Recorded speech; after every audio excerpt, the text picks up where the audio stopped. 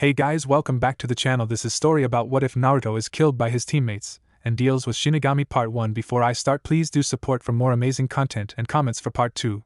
Do consider to subscribe my channel and share my video to your friends and check out the description as well. Let's start the video. Naruto was lying in his hospital bed, a big grin on his face. He had just defeated the entire Akatsuki all by himself. The rest of the village were beginning to like and trust him. The council, on the other hand, was still as arrogant as ever. They denied him the position of Hokage and denied him the rights to marriage in the Fire Nation, and if he got married in other lands and then returned to the village, he would be rejected and thrown out of the village by law.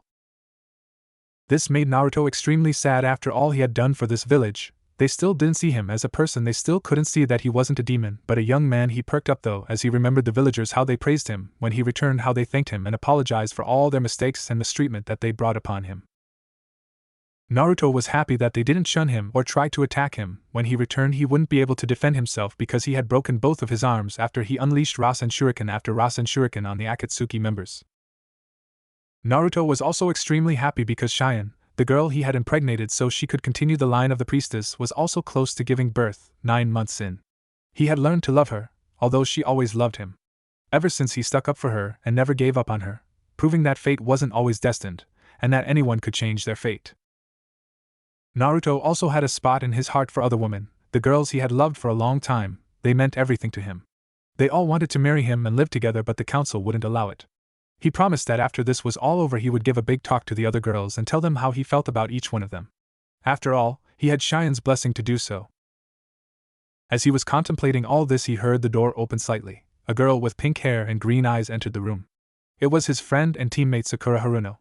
Naruto smiled a friendly smile at his old-time schoolyard crush. She smiled gently back. "Hello Naruto-kun," she smiled. "Always getting put in hospitals these days, I see?" Sakura said quietly. Naruto didn't like the way she was approaching him, too much like a predator sneaks up on its prey. "Sakura-chan?" Naruto questionably asked, but before he could ask anything else, Sakura lunged at him. He felt a sharp object enter his neck. Naruto winced at the sudden pain he felt. Sakura got close to his left ear as everything started to go black. "I'm sorry I have to do this, Naruto-kun. It's what Sasuke-kun wanted," Sakura said sadly as she pulled away to see his hurt face. Naruto stared at her, as if not believing what's going on. "Why? Sakura-chan?" Naruto asked quietly as his eyelids grew heavier and heavier until they shut and the eternal abyss of darkness greeted him with open arms. Sakura had a look of utter guilt on her face, but she didn't care so long as she was with Sasuke. She chirped up on a happier tone as she thought of all the things she could do with him now. She giggled perversely at the thought. Naruto opened his eyes slowly. He still felt weak from what was injected into him, his broken arms by his sides limply.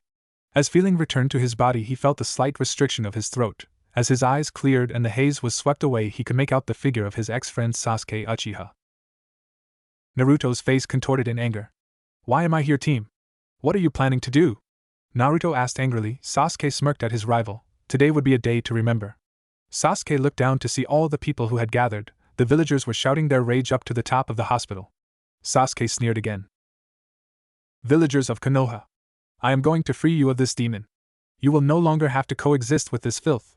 Sasuke shouted out as the crowd roared with anger. The villagers were not happy that their hero was being treated so badly. The villagers shouted their protests to the runaway Uchiha, but their cries for him to stop fell upon deaf ears. "And I will not allow his demon spawn to be born either," Sasuke shouted as Sakura picked up a tied-up pale-eyed, pale yellow-haired woman Cheyenne, and dangled her body over the edge, hanging by her throat much like Naruto.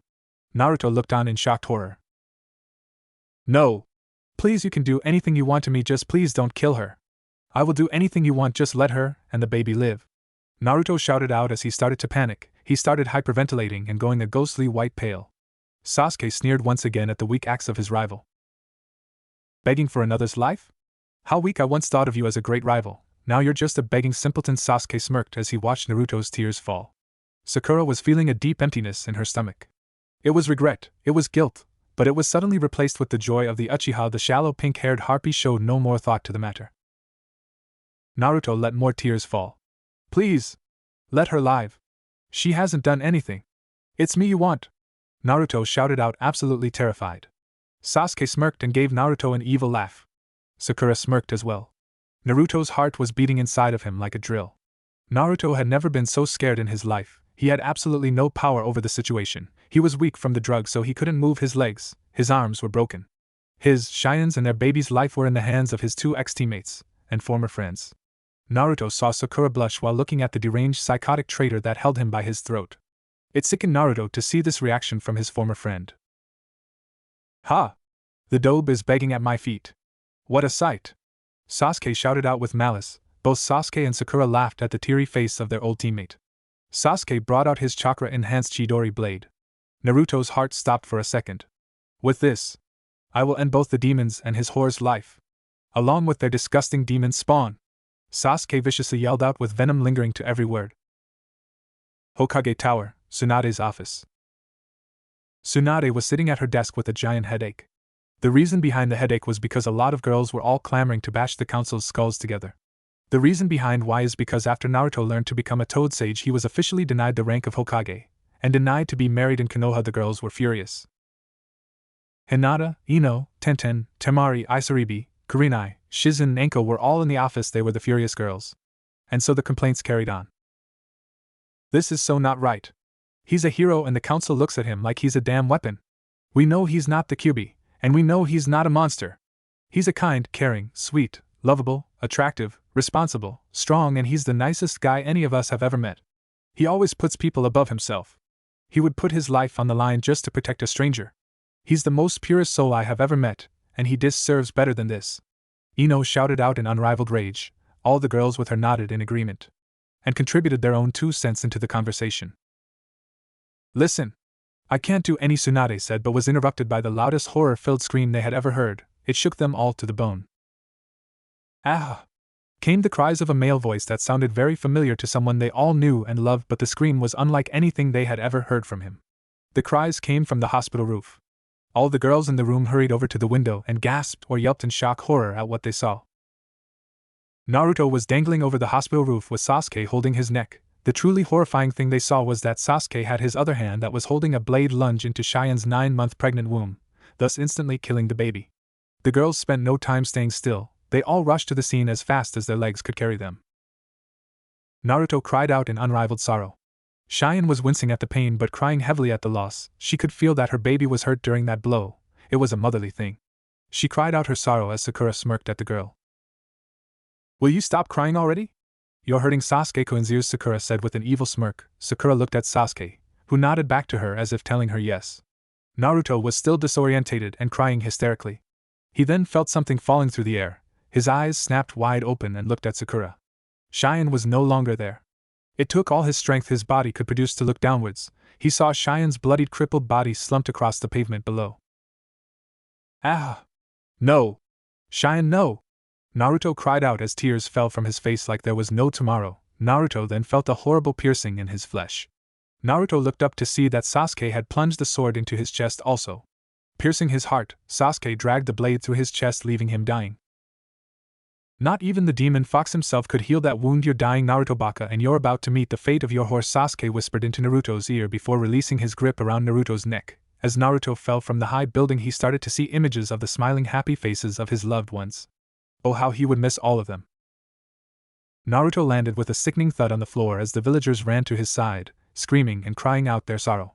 Hinata, Ino, Tenten, Temari, Kurenai, Enko, Tsunade, Shizen and Isaribi ran to his side with tears flowing down their faces. Ino and Tsunade tried their best to heal their love, giving him only precious seconds of time to talk to them all. Girls, I have something I need to say, Naruto said weakly as all the girls inched nearer so they could listen to what he needed to say. All girls had tears flowing from them but denied themselves the need to cry. They needed to listen to what he had to say. I'm sorry I couldn't keep up with my promises, Naruto said weakly. All the girls were crying heavily as they got as near as they could to Naruto to hear his final words. Blood started to leak from his eyes, nose, ears, and mouth. I love you all! Naruto shouted as his body jerked then went limp. Life left his eyes as they slowly shut. The girls couldn't keep it in any longer as they screamed to the heavens for all to hear their sorrow. Naruto! The girls shouted in unison as they all clung to his body, crying into his chest to come back, as if it could save him. There was a flicker red chakra that released itself from Naruto's mouth. The girls didn't notice the red flicker of chakra that was released. They were too busy crying out his name into his chest or other parts of his body. Tsunade gave Naruto's limp mouth one last kiss as her tears rolled down her face and landed on Naruto's pale face. The red chakra flicker expanded until it was the size of a mountain. The red chakra slowly vanished, revealing Kyubi, the nine-tailed demon fox. The girls noticed the chakra spike coming a few meters away and looked up at the great demon. The most surprising thing they saw was that Kyubi was crying. She had a look of utter lose on her face. Please do not be frightened, humans. I'm here to tell you that there's a way for you to see Naruto-kun again. Shinigami-sama has an offer to propose to us all, Kyubi said as a black swirl that was not of this earth made its existence into it. The black swirl kept spinning until a deathly visage exited it. The swirl vanished as the ghostly figure wearing black robes came into existence. Hello, do not be afraid, your souls are not tainted by the evils of this earth. I have decided that Naruto-san is not to die today, but the only way to bring him back to life is if you all go back in time. Then Naruto will remember everything, the deal I'm making with you, the fact that Cheyenne died by the evil one and his accomplice's hands, and he won't forget what he told you. When I send you back, I want you to stop the lives of several people from dying. Shinigami said in a deep booming voice, filled with power and authority. The demon fox nodded vigorously. The girls were shouting their thanks to the death god as they cried tears of joy. Then this is what is going to happen. I will send all of you back in time, including Kyubi. Naruto will merge with Kyubi's chakra, becoming half demon. Kyubi will be released into the world with one tail, while Naruto will have 9. The extra tail is a gift from me. He will become the new demon lord. To mark you as a mate, he will need to bite you on your neck. You will need to do the same to him. This will leave a mark that shows you as his and him as yours. The bite will also transform you into one-tail half-demons. He will need to pick an alpha for the pack. The alpha must be the one to take the boy's virginity. Or I'm afraid that creates a paradox for what we have decided will happen. So that you must decide now. Shinigami said as he crossed his arms, waiting for their answer. The girls blushed intensely, but although for a second, they needed to decide who deserved to be Naruto's alpha the most. It hit them all at the same time. We want Hinata to be the alpha, Tsunade said along with everyone agreeing. Hinata blushed bright red at this. Wim me? Hinata stuttered as she tried to hide her face with her hands. She was blushing tremendously red. The other girls smiled kindly at her cuteness. They knew Hinata deserved this more than anyone. Because Hinata-chan, you have loved Naruto the longest, you deserve to be the alpha more. Ino said with everyone nodding kindly at her. Hinata was blushing extremely red, but you could tell she was smiling. Even if her hands were in the way. Thank you, Hinata said shyly as they all grinned kindly back. They hadn't forgotten about Naruto and Cheyenne dying, but they put that horrible fact at the furthest point within their mind, for they knew that they would see the two again. Shinigami nodded his head and began to speak. Then it's settled. I have told Naruto who needs to be saved. It's up to him and the rest of you to right the wrongs that have been brought to your world.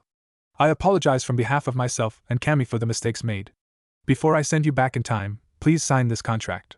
This contract basically means that if you don't manage to succeed, then you won't go to hell. Your souls are too pure for that. And technically making a deal with Shinigami means that when you die you go to hell. This contract makes it so that rule won't apply to you all. Shinigami said as he handed them all the contract and a dark-looking pen to write with. After all the girls, including Kyubi, had signed the contract, they all felt extremely dizzy and faint. All the girls and Kyubi in fox form fell to the floor, unconscious. Their bodies started to fade and vanish. The Shinigami nodded his approval before receding into the now opening black swirl of darkness. The villagers were shocked and awed by what they just witnessed. They noticed Naruto's body and Cheyenne's body start to vanish too, until there was nothing there anymore. The villagers smiled happily that their hero got another chance. This would be a story to tell their grandchildren when they grew up. Naruto was sleeping in his apartment bed. He was sleeping quite soundly. Naruto felt a weight on his chest, so he reached his hand out to touch it. The weight moaned lustfully as Naruto squeezed it. Naruto's eyes shot wide open as his eyes met with two red lust-filled orbs that stared with a look of wanting back at him. Naruto felt a lot stronger than he normally did. He felt as if he could do almost anything with this newfound strength and stamina. It was then that the memories of what happened to him and Cheyenne came rushing back to him. He shot up from the bed only to be gently pushed back down by Kyubi. Don't fret, master, the girls are fine, they're all fine. Are you okay? Kyubi asked with a lot of worry coming from her words. She could see that he was disturbed and confused. Even though Shinigami explained everything, and he understood it all, he was still feeling doubtful and unbelieving towards the situation. And no, Naruto stuttered as he brought his head into Kyubi's shoulders, crying softly as he clung to her body. Kyubi nuzzled him and caressed him with her tail as she tried to make him feel better. Even though Naruto knew Cheyenne was safe, and that everyone he loved were too, he still couldn't help but be traumatized by the situation. Do you feel any better? Kyubi asked softly as she continued to comfort him with her hold. Naruto didn't reply, so she continued to hold him, to make him feel loved. After a while, Naruto brought himself together as he realized that whining and crying about the past wouldn't accomplish anything, and that it didn't matter because he knew all of his precious people were alive. I think I'm okay now. Although it may take some time for me to fully heal, Naruto explained as Kyubi nodded her head in understanding, and quickly drove her lips to his, kissing him passionately and sweetly, letting him know he was loved. When they broke apart, Naruto was blushing up a storm, remembering his chat with Shinigami. How the ghostly creature had told him he'd be able to have his own harem. Kyubi-chan, Naruto said as she looked up into his face, smiling at him as she nuzzled into his chest. People who love me, I never knew the others love me so much as to be with me at the same time, Naruto thought as he blushed hard. I just wanted to get my feelings out there so I could feel better with myself. I never would have thought they all loved me. Naruto continued as he pondered upon his thoughts. So, when are you going to mate Mark your alpha? Kyubi asked with a grin as she tried to lighten up the mood a little. She didn't know if it was too soon, but she wanted to make Naruto feel better, to allow him to forget the recent tragedy. I'm sorry, Kyubi-chan, but I don't want to rush Hinata into anything. I will let her decide when she's ready, Naruto said as he got out of bed. Kyubi got up also, blushing hard and trying to avert her gaze when she saw Naruto's new body. Naruto looked down in shock. He had 9 golden furry tails sticking out from above his backside. He quickly ran to the mirror to look himself over. He had blonde/golden hair with 2 blonde/golden fox ears sticking up from the top of his head. He was more muscle-bound, but with an athletic build. His eyes were still blue but with silted pupils. It was then that he remembered he had turned half-demon. Kyubi walked up behind Naruto for comfort. She wrapped both arms around her mate's waist. Naruto smiled as she kissed his shoulders. This was the first time Naruto had a good look at her. She was about a head bigger than Naruto was. She was about 21 years old with crimson hair, 1 crimson tail and 2 crimson fox ears atop her head. She had a bust-sized to her. She had cup-sized S that were round and gracious. She smiled as he sighed comfortably, seeming to relax a little.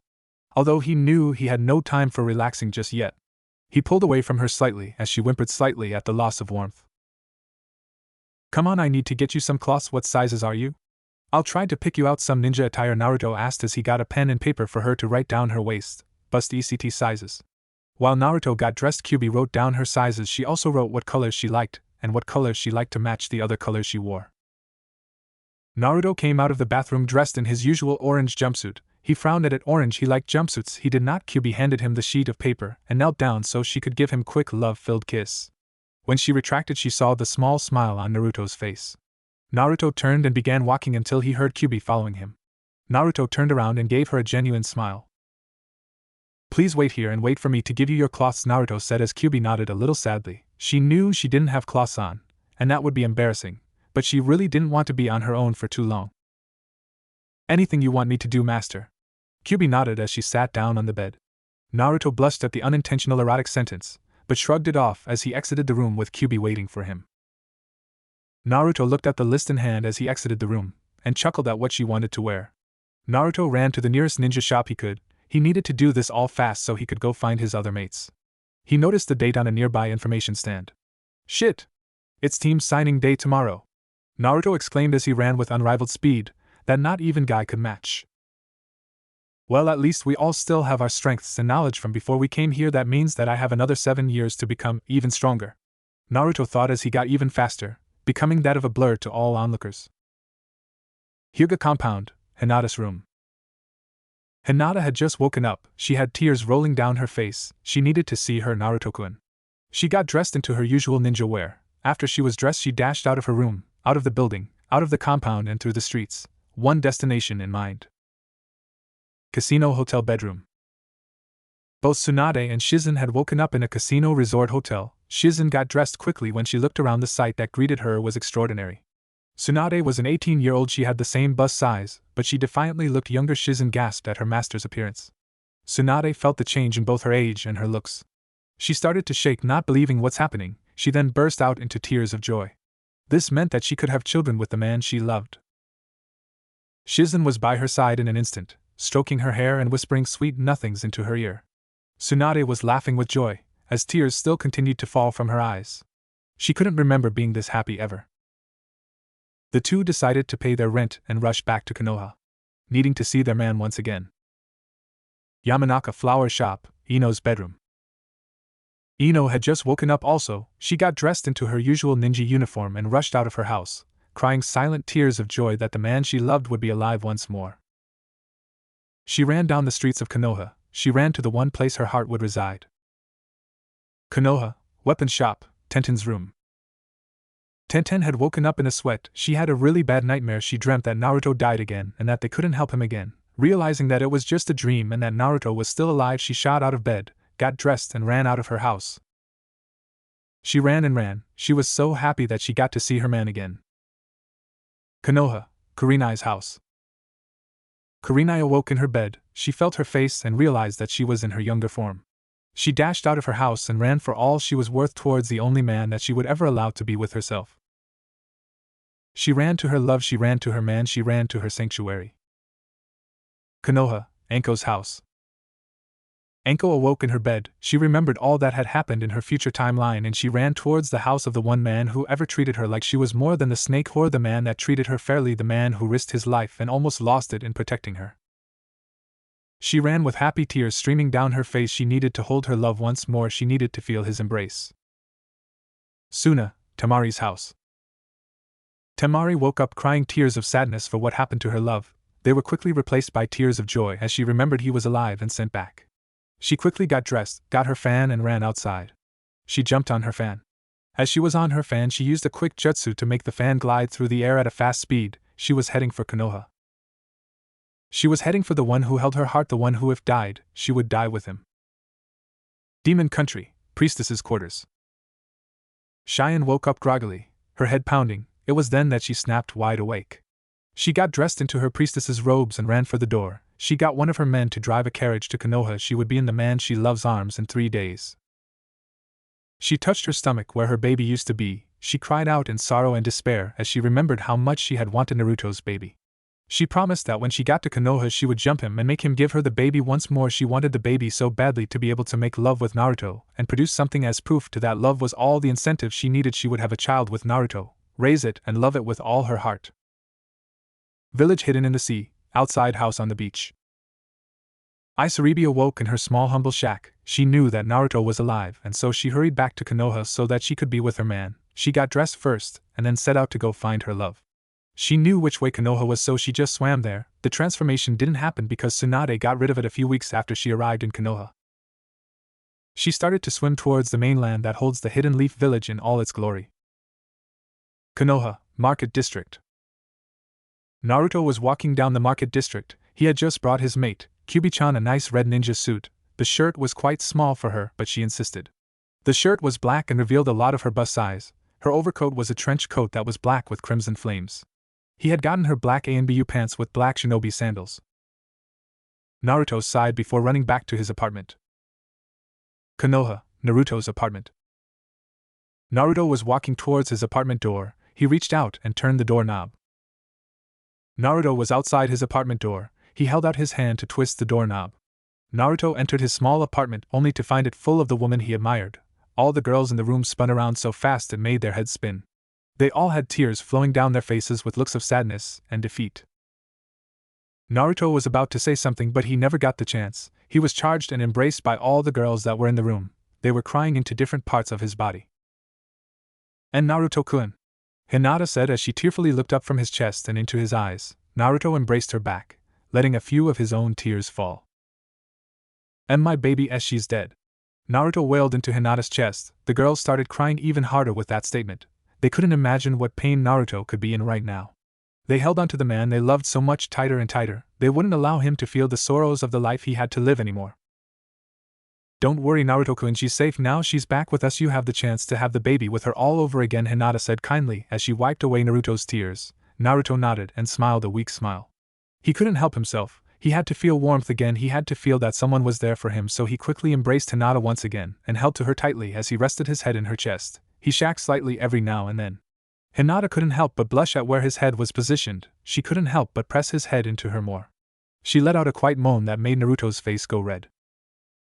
The other girls smirked at this. They decided they wanted their fair share of groping.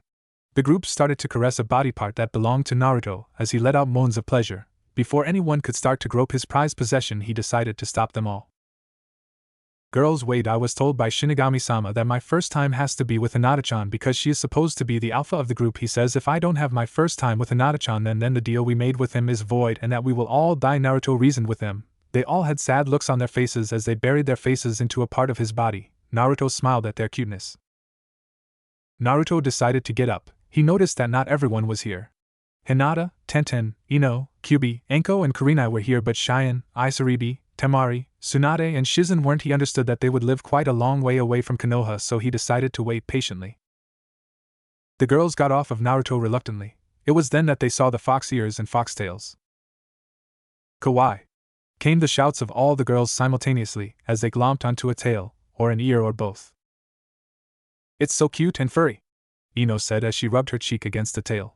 As they started to pull and stroke, Naruto began to growl. They looked confused at first, but after looking at his face it was a mix of both pleasure and pain.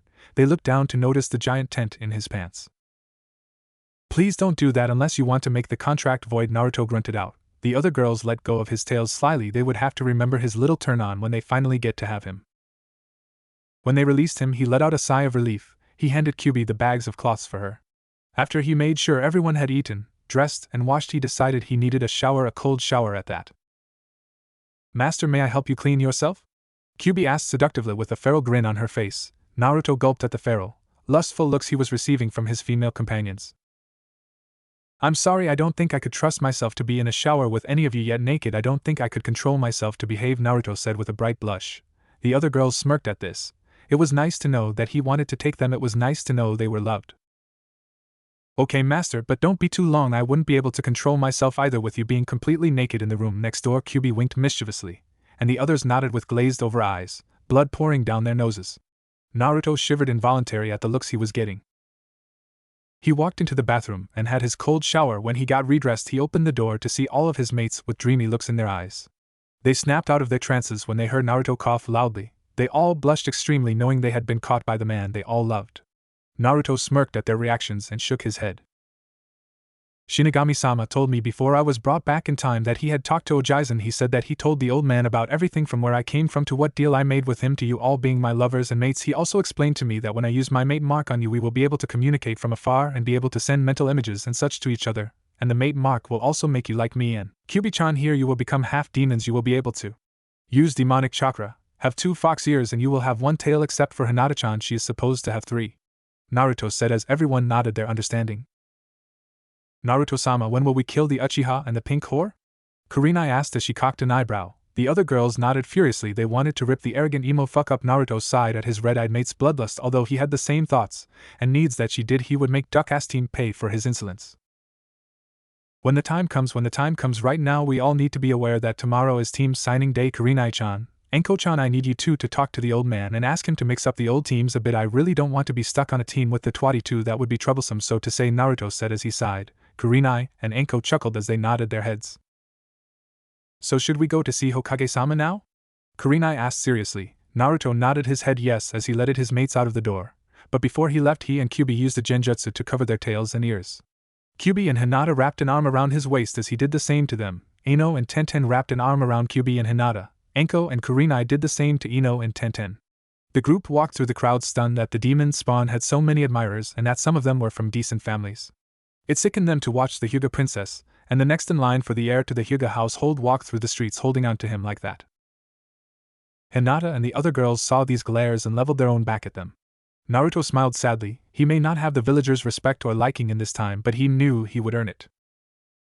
Don't worry girls, they'll see what I really am when I'm older. For now I just need to prove my strength and loyalty, Naruto said kindly as he gave a reassuring squeeze to both Hinata and Kyubi. I will not have these simpletons believe you to be a bad person, master. You're the purest soul to have ever graced this earth with your presence. Kyubi shouted out as she sent glares to the ones that snorted. I'm not that great a guy, Naruto blushed as he looked away to hide his blush. Hinata and Kyubi squeezed him closer to them. Yes, you are, master. We heard you begging for the life of Cheyenne to be saved. You would have rather died there, and let that be the end of it rather than watch her die again. We know how big your heart is, Naruto-sama. Don't deny yourself the honor that you so greatly deserve, Kyubi said as she smiled at Naruto's embarrassed blush. The other girls smiled at it too. Kyubi-chan? Why do you call me master and sama? Naruto asked her. Everyone smirked at this. They knew why Kyubi called him master. Sure, they would call him master and Sama sometimes to show their degree of love for him, but Kyubi called him master because of other reasons also. The reason I call you master is because I believe I have done you great wrongs. Because of me your life has been so horrible and abusive, so I call you master in a show of respect. I love and respect you too much for me to call you Kun, so therefore I will always refer to you as master or Sama, Kyubi said as she hugged him to her closer. Naruto smiled sadly. He didn't think that she did anything wrong. If anything, right now she was making his life better. If it wasn't for her, then he wouldn't be here right now. He wouldn't have the love of 11 beautiful women, and he sure as hell wouldn't have been happy. Kyubi-chan, you have done nothing wrong to me. In fact, you've made my life a lot better. I don't think I could live much longer if I had to live in that world of hate, but now I have more people to protect and a lot more power to protect them with, so please don't feel bad about all of this. I'd hate it if you were to blame yourself, Naruto said kindly as he ran his hand and stroked her waist. She quietly moaned at the warm contact of her lover's hand. Naruto smiled at his mate's reaction. But I will still call you master because you are the only man I would ever deem worthy to call master, the only person I would call master, the only man I would ever give myself to, Kyubi said seductively as she removed her hand from his waist and moved it slowly down to his hips. Before Naruto could protest to her actions, she grabbed a hold of his precious manhood. You see this, people? This is where my babies come from, Kyubi shouted out for all to hear, the people looking at her through looks of detest and disgust. Naruto went red in the face, and the other girls giggled. The group made their way through the crowd of leery civilians who shot the group dirty looks. The group found their way to the Hokage Tower. They all went up to the Hokage's office and waited outside until allowed in by the old man's secretary. The secretary came out of the Hokage's office and motioned for the group that they could see him now. Naruto and his partners entered the room to see a pale old man shakily smoking his pipe. Naruto smirked at the old man's incapability to handle rough news. When Naruto sat down, the girls around him sat down in a chair and scooted it so they sat next to him. Sarutobi looked up from his paperwork and looked at the blonde boy who was apparently 19 in mind but 15 in body. Hey Ojaizen, Naruto said in a happy demeanor. He would have embraced his surrogate grandfather, but he decided the old man needed time to adapt to the situation. Sarutobi smiled and stopped his shaking. He wasn't scared, but he sure was shocked. So Naruto, is it true what Shinigami-sama says? That you're actually 19 and that all these women and more are to be your mates? Sarutobi asked as he took another puff from his pipe. Naruto nodded happily. Ya old man. These are my loves Temari, Isaribi, Cheyenne, Tsunade and Shizen are on their way, Naruto said happily as the other girls giggled at his happiness. They loved to see it when he was happy. Sarutobi got a minor nosebleed that he wiped away with a small cloth that he always keeps in his pocket. Naruto glared at the perverted old man's way of thinking. This glare earned a chuckle from the old man. Let an old pervert have his fun, Gaki, Sarutobi joked as he put the cloth away. The other girls glared at the old man for calling their Naruto Kunagaki. He's 19 emotionally and in his mind. And his body is strangely toned and built like his 19-year-old form, but he's still small like he was back then, Kurenai wondered. Sarutobi chuckled at that. Well, seems as though he's 19 emotionally and in his mind, then I guess he's able to marry. Sarutobi chuckled loudly. The entire group blushed bright red at that. Old enough to kill, old enough to drink, gamble and have sex, Sarutobi continued as he chuckled louder. The girls blushed even further at this point. Are you saying that we can marry and Naruto-kun? Hinata asked shyly as she blushed even more red, which seemed impossible. Sarutobi smirked at the deeply blushing girls. When he and all you turn chunin, I will allow it, because when you're chunin you're technically allowed to go on missions which include drinking, gambling and having sex while making an illusion of someone having sex, but still, so you all want to marry him?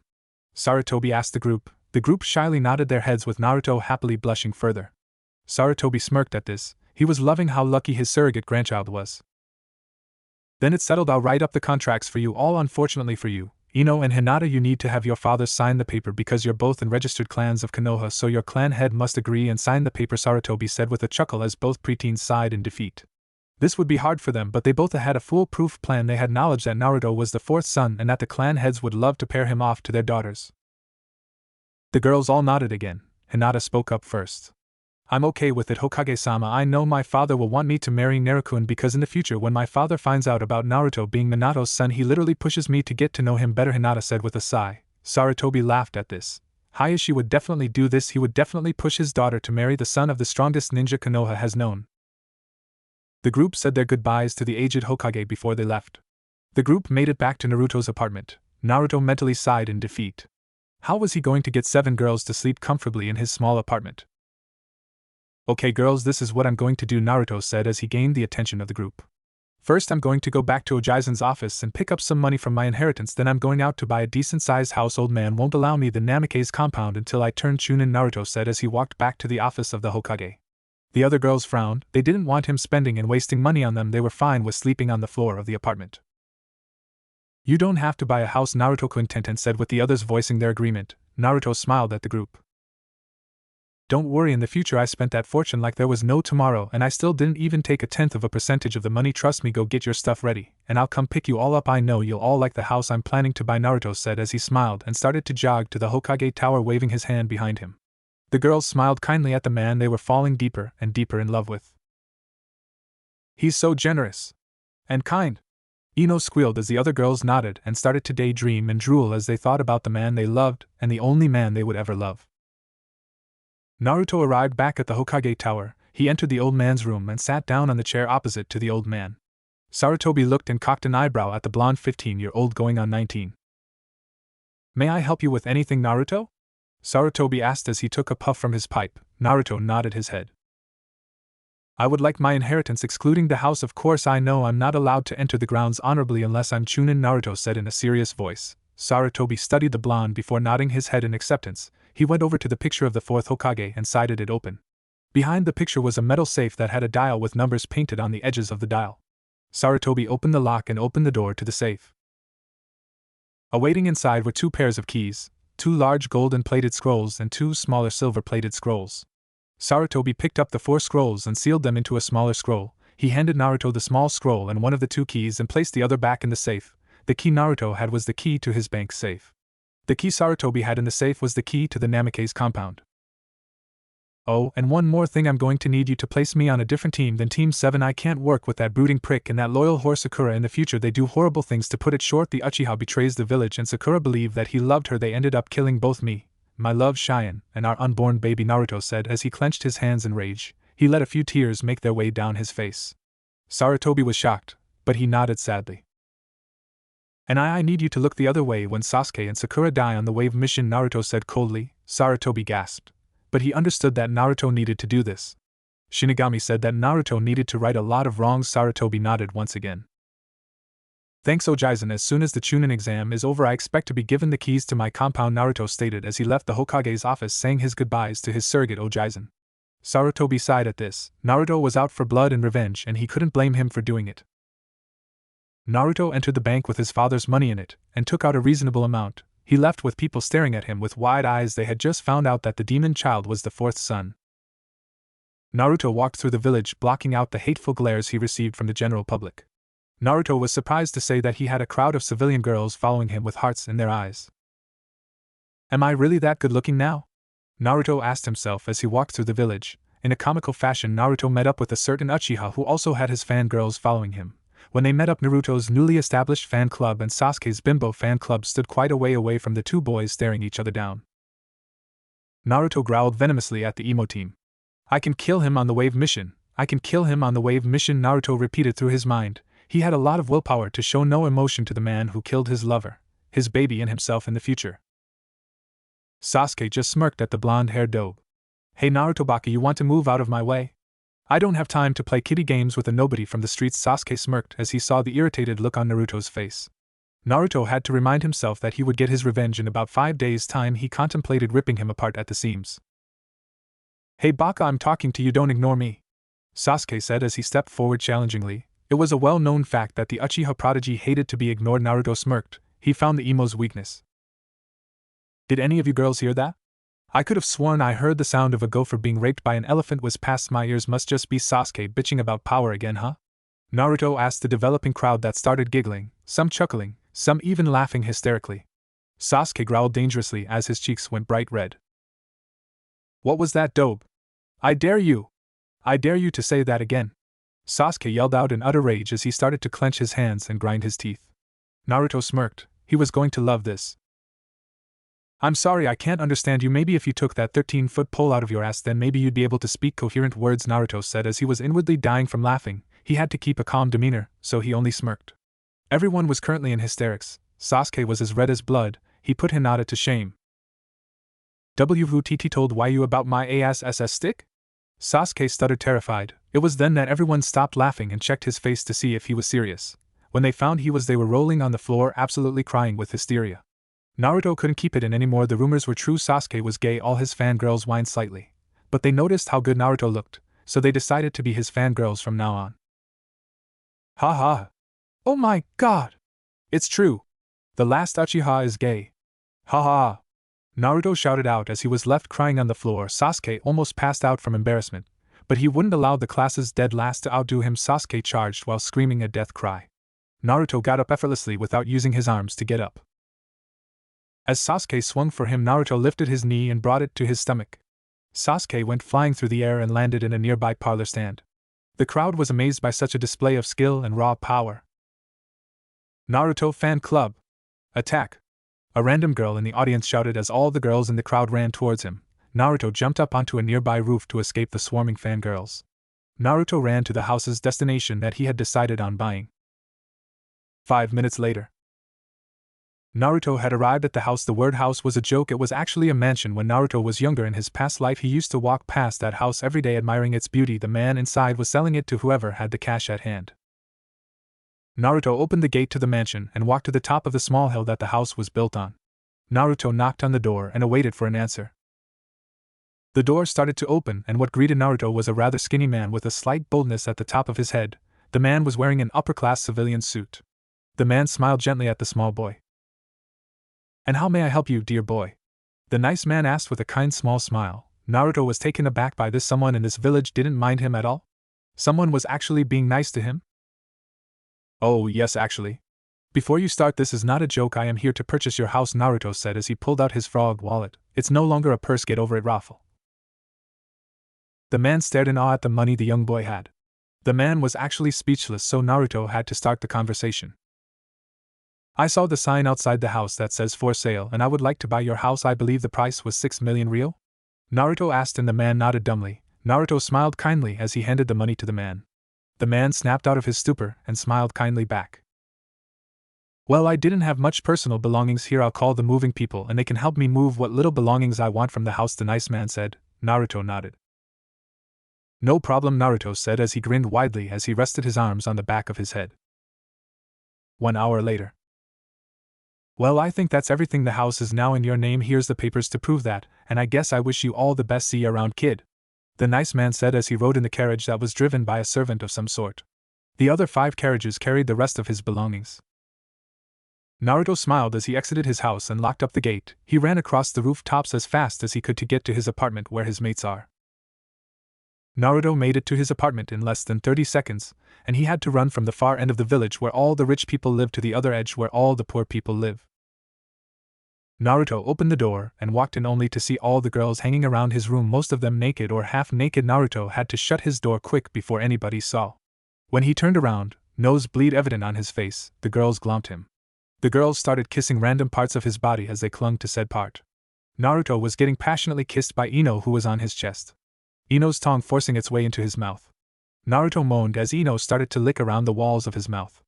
Naruto complied by sticking his tongue into her mouth, their tongues seeming to dance in each other's locked mouths. Kyubi was licking the left side of his face, while Tenten licked the right. All these sensations and groping sent Naruto over the edge as his member grew to great lengths. Ino, who was the one on top of him, groaned as she felt his member stroke against her pelvis. On sheer instinct, she started to grind her hips into Naruto's. Before it could carry on, Naruto stopped her. She nodded to Naruto sadly. She turned to Hinata and started to joke and tease her slightly. "You better hurry up and take his virginity. I can't wait another second. I need him inside of me." Ino groaned as the rest of the girls got off of Naruto. Hinata giggled at Ino's playful tease. Hinata promised herself that after all the craziness died down, and after Naruto had completed his mission to wave, that she would ride him till his juices were all gone and dried up. "Come on, girls, I brought a house for us all to stay in," Naruto said happily as he gathered all of his stuff. The girls nodded happily as they grabbed Naruto's waist or a waist of another girl and began to walk to their new house. When they all arrived at the house, the girls had their jaws on the floor. Naruto smiled at their shocked expressions. He had to start moving again for them to move with him. Naruto opened the gates to the mansion. He and the girls made their way slowly and leisurely up the hill to the mansion. Naruto opened the doors to the mansion, revealing solid marble floors. The staircase itself was solid marble and looked perfect. To his left was the living area with the 65-inch HD-ready TV. A nice pearl white sofa that went in a straight line and then turned at a 90-degree angle. The flooring for the living room was a royal red rug that felt pleasant to the feet. To the left of the main hall was the kitchen area. It appeared to be big enough for 10 chefs to simultaneously work with ease and comfort of space. The kitchen's cutlery and appliances were the best money could buy. Naruto led them speechlessly through the living area. Through the living area was another area of living space that had a massive dining table and many chairs going up and down the great table. It was clearly the dining room. Out back they could see another 2 other buildings, one they figured to be an indoor bathhouse, and the other to be the dojo. Out in the garden they could see a lake that also belonged to the house. A nice clean white boat was on the docks. Out in the back were many fruit trees and bushes. To the far left was a small pond that was filled with koi fish and other pond life. Naruto and the girls went upstairs to see that there was about 20 bedrooms, one being the master bedroom. The girls blushed at the thought of sleeping with Naruto. The big bed in the master bedroom was about as wide as 4 king-size beds and as long as 5. Well, I'm going to bed, Naruto said as he turned around and went downstairs. The girls were confused with this. But Naruto-kun, the master bedroom is up here, Hinata said as the other girls nodded. Naruto turned around and smiled a small smile. I'm sorry, but I don't trust myself to sleep in the same bed as any of you yet, especially since I saw you all naked. In fact, I think I'm going to take a cold shower before I go to bed, Naruto said as he turned around and entered the large bathroom that had a shower/bath/jacuzzi in it. Don't leave that big thing in the dark too long, Naruto-kun. Anko smirked. The other girls grinned devilishly as he closed the door. He decided to lock it just for safety. After Naruto finished in the shower, he went downstairs to sleep on the sofa. He knew he could have slept in one of the other rooms, but there was the chance of one of the girls coming into his room and having their way with him while he slept. He couldn't take the risk. Naruto drifted off to sleep. Tomorrow would be the day the genin would be assigned teams. Naruto walked through the streets of Konoha with all of his lovely ladies following him. Naruto was actually happy to go to the academy for once. He would get to save a lot of people's lives that had been lost to the evils of this world. Anko, Kurenai and Kyubi left the group saying their goodbyes to their lover and fellow Naruto lovers. Tenten had to meet up with her team, so she had to leave too. She gave Naruto a quick kiss on the cheek and ran off. Naruto blushed and smiled at the contact. Ino and Hinata grabbed either side of his waist as they walked to the academy. Naruto hoped that he wasn't paired on the team with Sasuke and Sakura. Where's Kyubi-chan going? Naruto asked as he watched Kyubi go with Kurenai and Anko. She's helping Kurenai-chan and Anko-chan with team pairings. When you get placed on a team, she will be your bodyguard. We and the other girls went back to the Hokage office after you left. We asked if we could be put on a special team where it will be you, 2 of us girls, and either Kurenai-chan or Anko-chan as your sensei. When the other girls arrive, the teams will be slightly changed, Hinata said as she nuzzled into the crook of his neck. Naruto smiled and kissed her on the top of her head. I love you all, you know that? Naruto asked as the 2 girls giggled. It was then that they noticed that they had made it to the academy. Better get this over and done with, huh? Naruto asked as they both nodded. They entered the academy with the other students giving annoyed, surprised looks at the blonde. He had 2 hot girls holding onto his waist. They felt confused as to why strong, cute kunoichis like them would want a dead last like Naruto. The girls gave glares to the ones they heard say something bad about the man they loved. The 3 entered the class and all talking stopped. The entire class looked to the front. Some of the girls had hearts in their eyes as they saw Naruto walk in. They had seen Naruto without that god-awful jacket on. To say they were surprised at how well-defined he was an understatement.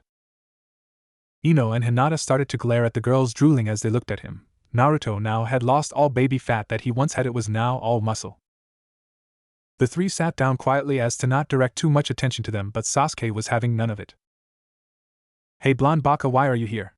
Last I heard you failed, Sasuke said arrogantly. Naruto smirked. He had a perfect comeback. Oh, didn't you hear, Yaoi-team?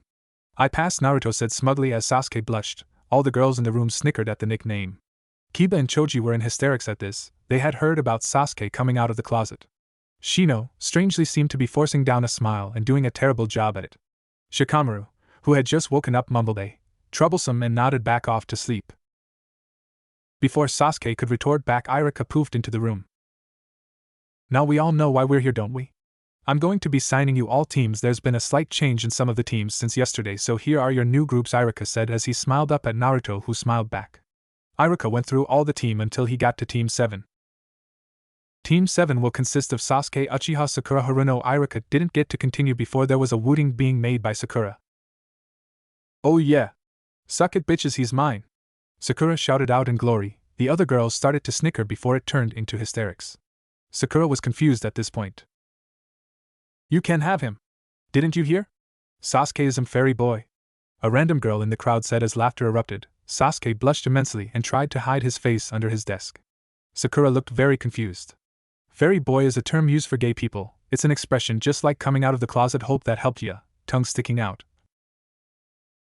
As I was saying, Team 7 will consist of Sasuke, Uchiha, Sakura, Haruno, and Sai. He strangely has no last name, and your Jonin instructor will be Kakashi Hatake. Iruka said with Sai using a fake smile. Naruto almost laughed out loud upon seeing his ex-teammate. He remembered how annoying he was. Everyone in the room looked at Sai. He was quite strange to them.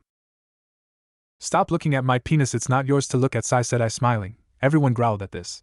Naruto broke out laughing, and so did Hinata and Ino. They remembered how Naruto told them how Sai used to be.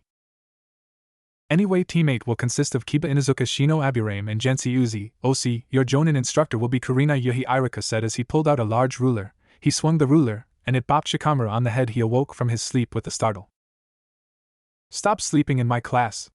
Iruka shouted out as his head suddenly grew 5 times its usual size with a vein above his right eye. Shikamaru sighed in defeat. It was too troublesome to say troublesome. Ironic? Sasuke stared at the stick Iruka was holding up and started to drool. He let an involuntary shiver go through him. Naruto saw this and broke out in hysterics again. Everyone else was confused but decided to ask later. Anyway, Team 9 is still in commission, so I'll skip to Team 10. Team 10 will consist of Shikamaru, Nara, Choji Akimichi, and Amy Abizi. OC, your Jonin instructor will be Asuma Saratobi, Iruka said as Shikamaru looked at his best friend and smiled. Choji smiled back at him. Team 11 will consist of Naruto, Uzumaki, Hinata, Hyuga, and Ino Yamanaka. Your Jonin instructor will be Anko Mitarashi, Iruka said with a smile as he looked up to see his favorite pupil. Naruto smiled back as Hinata and Ino hugged him. Iruka was beyond surprised. Was Naruto dating both Ino and Hinata? The group sat and waited for their Jonin instructors to arrive. Naruto decided to have some fun. Hey Shikamaru-san, you're smart. If Sasuke admits to being gay and the girls find out about this, then how many fangirls should he have left? Naruto asked. Shikamaru smirked and decided to go along with his friend's little joke.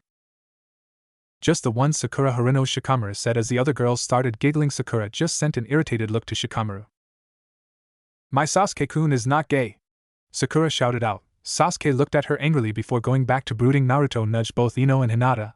They looked at him as he started to imitate Sasuke in his stance. Naruto just sat there pretending to brood. The others laughed at his antics. At this moment, Anko was the first to arrive. She looked at Naruto and blushed. Naruto smiled back at her. Everyone besides the to-be Konoha 12 glared at him. He was on a team with 3 hot women while they had to live on a sausage fest team. Team 11 rounded the corner to the classroom before Anko grabbed Naruto's jacket and pushed him to the wall. Naruto didn't get chance to speak because Anko had knelt down slightly to bring him into a passionate kiss. After a minute, Anko had to let go before any of the other Jonin instructors arrived. If she was caught making out with a 15-year-old genin, it would have been the talk of the village. As much as I would like to stay like that all day, we have things to do, Anko said with a smirk. Naruto nodded his head as he blushed. The group made their way to a tall building near the Hokage Tower. Okay, I know everything about all of you, and you know everything about me, and I know that you could easily pass any tests I throw at you, so instead of doing any tests, we're going straight to C rank missions. I say C for now. We don't want to cause too much suspicion. We need to react realistic when it comes to strength level. Apparently there's a mission coming up. Saratobi-sama says it's said to be a C rank, but it's actually an A rank. He referred to it as wave mission. He said you'd understand. Naruto-kun, Anko said as Naruto nodded his head. It's the mission I had in my past life with Team 7. The client hasn't got enough to pay for an A rank, so he lies and says it's a C rank. We encounter 2 guys that don't deserve to die. One name's Zabuza of the Bloody Mist, and the other is Haku. Haku was the person who helped me fulfill and complete my nindo to protect my precious people at all costs, Naruto said with a smile and a faraway look. The girls smiled back at this look. So anyway, until this mission we are to train, even if it's only D rank missions. We need to keep a believable strength level about us. You can go nuts as soon as the Chunin exams come. You don't have to act weak, just don't show anyone your full strength if you can help it, Anko said. The group nodded in agreement. 6 days later, Naruto's mansion. Midnight. Naruto lay asleep on the settee downstairs. That's the English word for couch for those who do not know. Laughing face. It was the night before he went on the mission to Wave. He had been told by Saratobi a few days ago that he would go on the Wave mission with his entire team. QB and Team 7. Team 7 was going per request of Naruto and the other girls. They wanted to slit the emo's throat and gouge out his eyes. Naruto was about to fall asleep when he felt a weight slowly lower onto his body. Naruto opened his eyes and his met sky blue orbs that were shaking slightly. Naruto was concerned now. What's wrong, Ino-chan? Naruto asked worriedly. Ino embraced him and sighed in contempt. Naruto was confused and was about to ask again when. Nothing is wrong, Naruto-kun. Us girls get kind of lonely when you're not with us, and tonight I couldn't stand it, so I came here to sleep with you, Ino said as she snuggled up to his chest. Naruto smiled and blushed at that. No problem, Ino-chan. I'm sorry that I haven't had much time to be with any of you at these times. I won't be able to spend much quality time with any of you. I still have a lot to do before I can relax with you all, Naruto said sadly. Ino smiled and got as close to Naruto as physically possible. She kissed his chest softly. Not a problem, Naruto-kun. I know you have things to do, as do us all. I know you will treat us all right. It's one of the many reasons I love you so much, Ino said as she shuffled up and kissed Naruto hard on the lips. Naruto blushed and kissed hard back. After a few minutes of tongue wrestling, Naruto decided to reluctantly end it. Good night, Inoheim, Naruto said softly.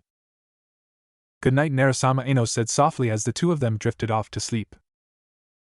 Dreamscape. Naruto awoke in a weightless plane that seemed to stand still. The background was that of space. A dark spiral that was slowly getting bigger made its way into existence near where Naruto was floating. Naruto didn't panic because he had seen this happen before. It seems Shinigami-sama wishes to tell me something, Naruto thought as a ghostly figure made its way into the unknown plane that they were both in. Do not fear, Naruto-san, Shinigami said. I have brought you here for one purpose. Kami-chan and Yami-chan wish that you be blessed by my power. They wish for you to be my avatar, and they wish for you to have their blessings, making you half angel, half devil. Now don't get devils mixed up with demons. They are two very different beings. Demons are highly powerful beings created by the movers and shakers of the universe. Devils are the minions of Yami herself. Angels are the minions of Kami herself. Do you understand? Shinigami asked. Naruto was too shocked to answer. He just went extremely white in the skin. Anyway, as my avatar you will receive the power of fire. You may use my powers to bring justice to the evil ones. As Yami's and Kami's apprentice you will be able to control the power of darkness and light. Also as my avatar it will be entrusted to you that when you kill a person of great evils, then you send his soul to me. You will be given natural senses that allow you to tell if someone is good or bad. The eviler he is, then the higher the reward you get for giving me his soul, Shinigami said. Naruto slightly snapped out of his shock. What rewards? Naruto asked shakily. Shinigami smirked at this. Each dark soul has an amount of soul points. Each soul point will buy you an item that is on my list. Some are weapons, some are armors. I may even allow it if you have enough soul points to raise the dead for you. No strings attached, Shinigami said with a smirk. Naruto perked up at that. I could resurrect my family? Naruto asked hopefully. Shinigami nodded ghostly. Naruto had tears of joy making their way down his face. Not to mention the summons, you are the first avatar I have taken on in over 3 million years. As such I will give you your starter uniform. As you collect more souls you will be able to buy better armors and weapons that are only meant for a death god or his avatar. And as for your beginning summon, I guess I could teach you the undead horde summon, Shinigami said as he started to ponder. What does the undead horde do? Naruto asked, extremely curious. He was starting to get excited and giddy now. Depending on how much chakra you put into it, it will allow you to summon a horde of skeleton warriors. The more chakra you use, the more skeleton warriors will come to aid you. The skeleton boss summon is a giant, as big as a fully grown evergreen, Shinigami said as he almost chuckled at the gleam in Naruto's eye. Naruto was lost for words at how amazing it was. There are other summons too? Naruto excitedly asked. He was practically bouncing of a non-excitant floor. Shinigami nodded. There are many different kinds, all ranging from power. The best I could let you have is the S-class demon summon, allowing you to summon S-rank demons to help aid you, Shinigami said as he almost couldn't help but smile at the blonde's face. Shinigami wouldn't admit it, but he really liked this blonde gaki. If you would be so kind as to sign this contract, by signing this you are agreeing to be my avatar, Shinigami said as he handed Naruto a yellow scroll that seemed quite aged. Naruto took the scroll and took Shinigami's dark flame pen. After a few minutes of Naruto signing his name on every page, the deal was sealed. Thank you, Naruto-san. Now if you would so kindly follow me, Kami and Yami await you, Shinigami said as he led Naruto through a rip in time and space. When they came out, Naruto was buzzed. That trip was really cool. Awesome! Naruto shouted as Shinigami couldn't keep it in anymore and let out a dark, dry chuckle, although Naruto knew it was a friendly, kind chuckle.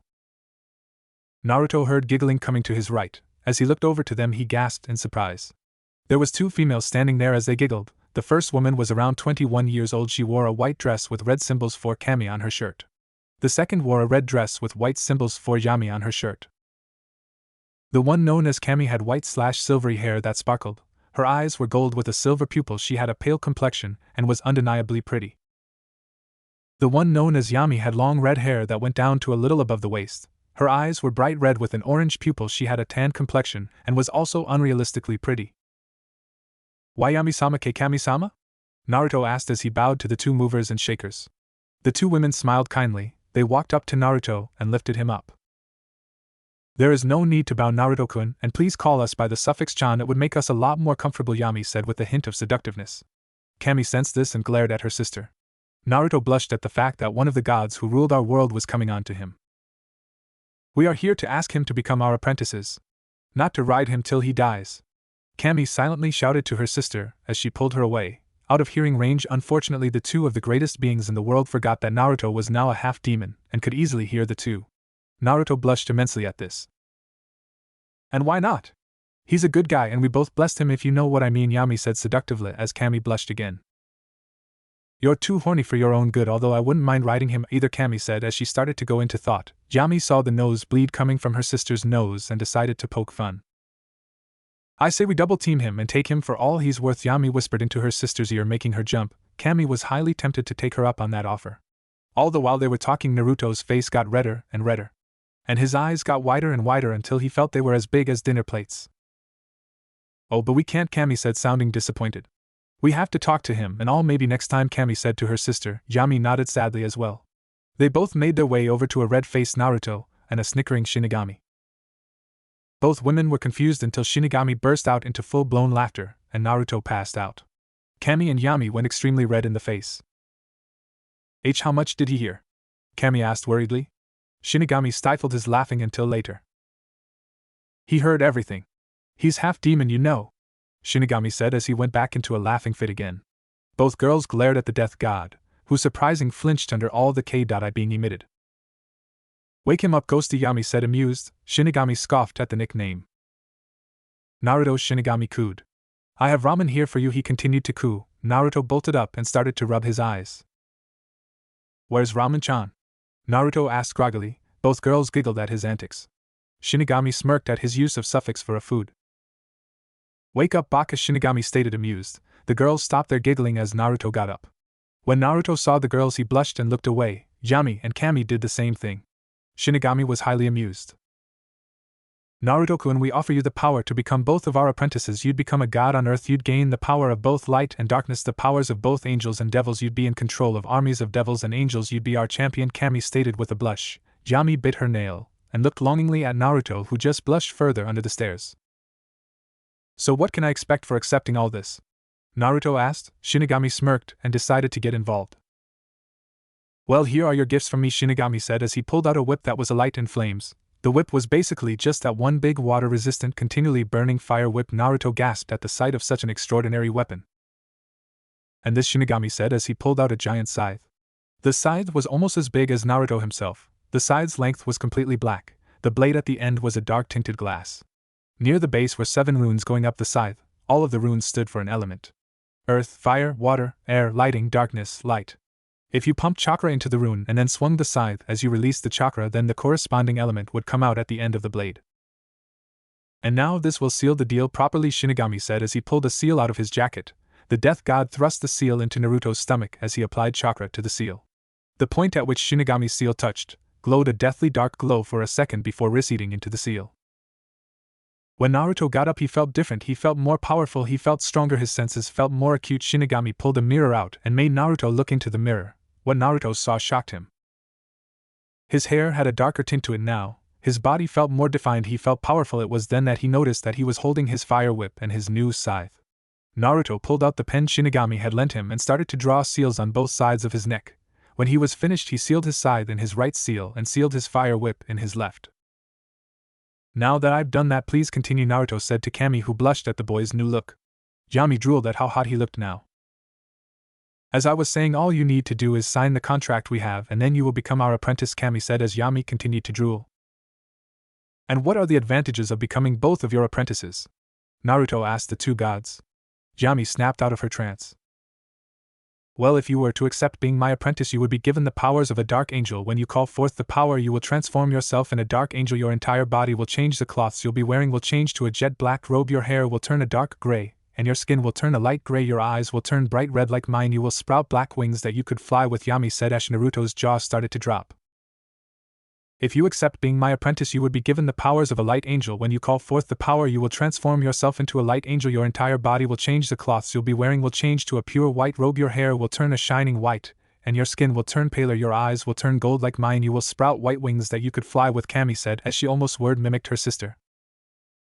Naruto nodded and started to drool at the fact he would technically be 1/5 human, 1/5 demon, 1/5 devil, 1/5 angel, and 1 out of 5 Shinigami/death god. This would make him one powerful son of TCH. I will warn you, this will be painful, Yami said as Kami agreed with her sister. Naruto nodded his head in acceptance. He took both scrolls and signed his name onto both of them. After signing the scrolls, they poofed into nothing. After the scrolls vanished into smoke, Kami and Yami pumped their chakra into their hands. Yami's glowed bright red and Kami's glowed gold. After their hands began to glow, they rammed their palms into Naruto's stomach, sending him flying back some. Naruto got up and felt the sudden power surge flow through him. The immense pain flowed through him like none other physical pain he had felt before. He felt the world going darker and darker. Mansion. Naruto awoke in a sweat. He was breathing heavily, and he still felt the aftershock of the pain run through him. When Naruto's senses finally came to him, he noticed that there were weights on all of his sides. In fact, all over his body had weights. He felt slightly damp in places too. It was at this moment he heard silent weeping. Naruto opened his eyes to look into 6 pairs of teary orbs. Naruto was highly confused. The girls started to cry again, but louder this time. The girls held him tighter to them as they cried into his body. Naruto was about to ask why they were crying when Hinata spoke up. Naruto-kun! Hinata cried happily as she wrapped both arms around his neck and cried into the crook of his neck. You were screaming in pain for about 10 minutes. We didn't know what to do, so we brought you up here, Hinata said tearfully as she continued to sob. Naruto held on to each of his mates tightly as he whispered sweet nothings. When all the girls calmed down, Naruto spoke again. I have a lot to tell you all, Naruto said with all the girls nodding. Naruto went on to telling them that he was now Shinigami's avatar, both Kami's and Yami's apprentice, and even how if he killed enough evil people and sealed their souls, then he would be able to raise his family from the dead. The girls all gasped at this and held him closer. They were happy that he would be able to see his family again. They knew that if anyone deserved this, then it was Naruto. He had lived such a horrible life. Well, I do believe that today is the day that we are assigned to assist Team 7 in completing the mission to wave, Naruto said with a smirk. He was going to have his revenge. He was going to make Sasuke beg for mercy. The other girls all got faraway looks as they jerked their heads forward every so often, fantasizing on killing the Uchiha and his faithful pink-haired bitch. Well, let's get at it, Naruto said enthusiastically as he snapped everyone out of their fantasizing. For now, Naruto and his mates made their way to the Hokage Tower to receive their mission. Naruto, Ino, Hinata, Anko, and Kyuubi made their way into the Hokage's office. When they entered the room, they met up with Team 7. Kakashi smiled upon seeing Naruto and he smiled back, but when Naruto's eyes met Sasuke and Sakura, his blood began to boil. Hey, dope, upset that I have the famed copycat ninja and you have the snake whore as a sensei? Sasuke asked as he crossed his arms over his waist. Sasuke was about to laugh but found his face connecting with something hard. After Naruto had heard that statement, he ran at the Uchiha, barely restricting his blow but enough to only knock him out for a while. Sakura screamed in fright as she checked to see if her Sasuke-kun was okay. It was at that moment that Naruto was close enough to make out his features. Naruto had a darker yellow tinted hair now, he was slightly taller and had even more of an athletic build.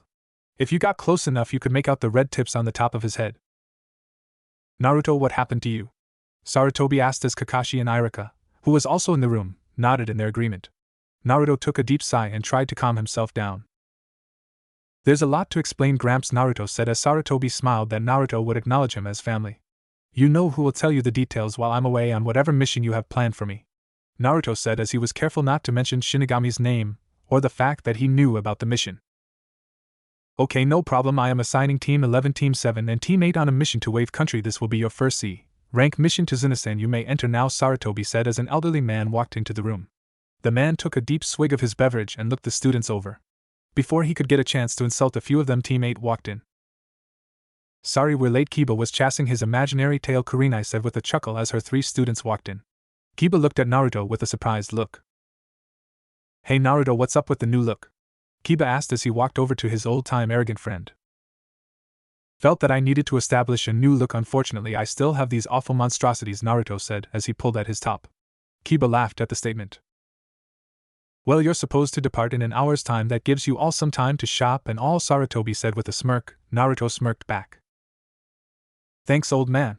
I think I'm going to take you up on that offer. Any of you girls want anything? No problem at all, Naruto asked. The girls smiled and nodded, thanking him. The group left to go get some new things.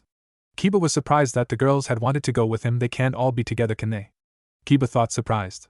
Nah, Kiba said, washing the thoughts from his mind. Tazuna was still quite drunk, so he looked around the room. He saw an unconscious Sasuke and a frantically overreacting pink-haired girl running around the room screaming that he was dead. Tazuna felt the need to be sick from his overdrinking, so he ran over to the corner of the room, the same corner the arrogant Uchiha lay unconscious. Tazuna was sick all over Sasuke, the majority landing on his face near his open mouth. A/N. Owned. After Tazuna was done barfing up his morning breakfast, Sakura was starting to become sick at the sight. She ran to the nearest bin and decided to blow chunks. If we are all quite done with defiling my room with your body fluids, then I will ask you, Tazuna-san, to meet your ninja protectors at the north gate of this village in an hour's time, Sarutobi said, irritated, as he watched his new carpet become ruined. Tazuna drunkenly nodded as he made his way out of the room. Ironically, Sasuke woke up to a horrible taste in his mouth after fully realizing what it was and how he may have swallowed some in the process. He was sick all over again, spewing his breakfast and Tazuna's all over Sarutobi's new carpet. Will everyone stop being sick on my carpet? Get out! Sarutobi shouted in anger and irritation. Sasuke and Sakura ran out of the room, scared out of their side as he looked at the atrocious mess. Sarutobi pushed the button to the mic on his desk. Suzy, I hate to ask you this, but there's been a really bad mess made in the room, and God, it smells.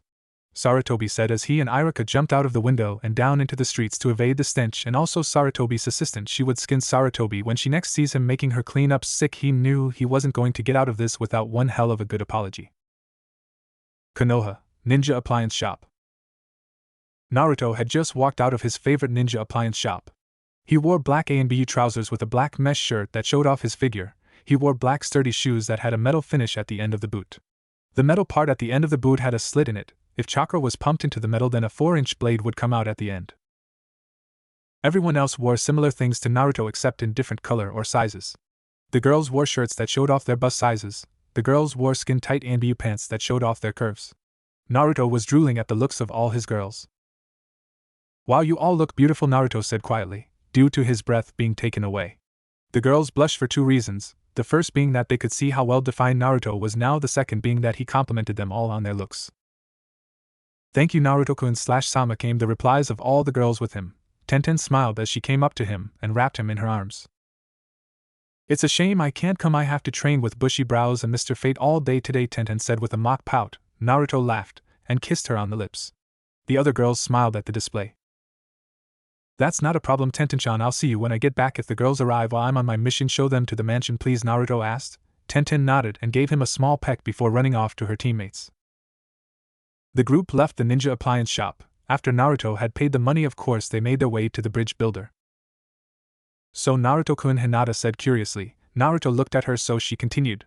What does this all mean now that you're Shinigami's avatar and both Yami-sama's and Kami-sama's apprentice? She continued. Naruto smiled and answered her question. Well, for one, I'm a lot more powerful now. I have more weapons, I have special abilities, and I was told earlier on today in my head that I will have 3 special eye tricks, one being Shinigami-sama's. His will allow me to see other souls, see if they're good or evil, and see their elemental affinities. It doesn't have much of an advantage during battle, more of a tool I can use for extracting souls, Naruto said, and the other girls nodded in awe. Naruto continued. Kami-sama gave me an eye dojutsu, also it allows me to predict what my opponent is going to do next. It allows me to see into the distance, and it allows me to see chakra coils. This eye dojutsu is supposed to be meant for battle. I am able to see my opponent's whereabouts instantly. I can find him out, see his chakra levels, and see what he's going to do to me, Naruto continued.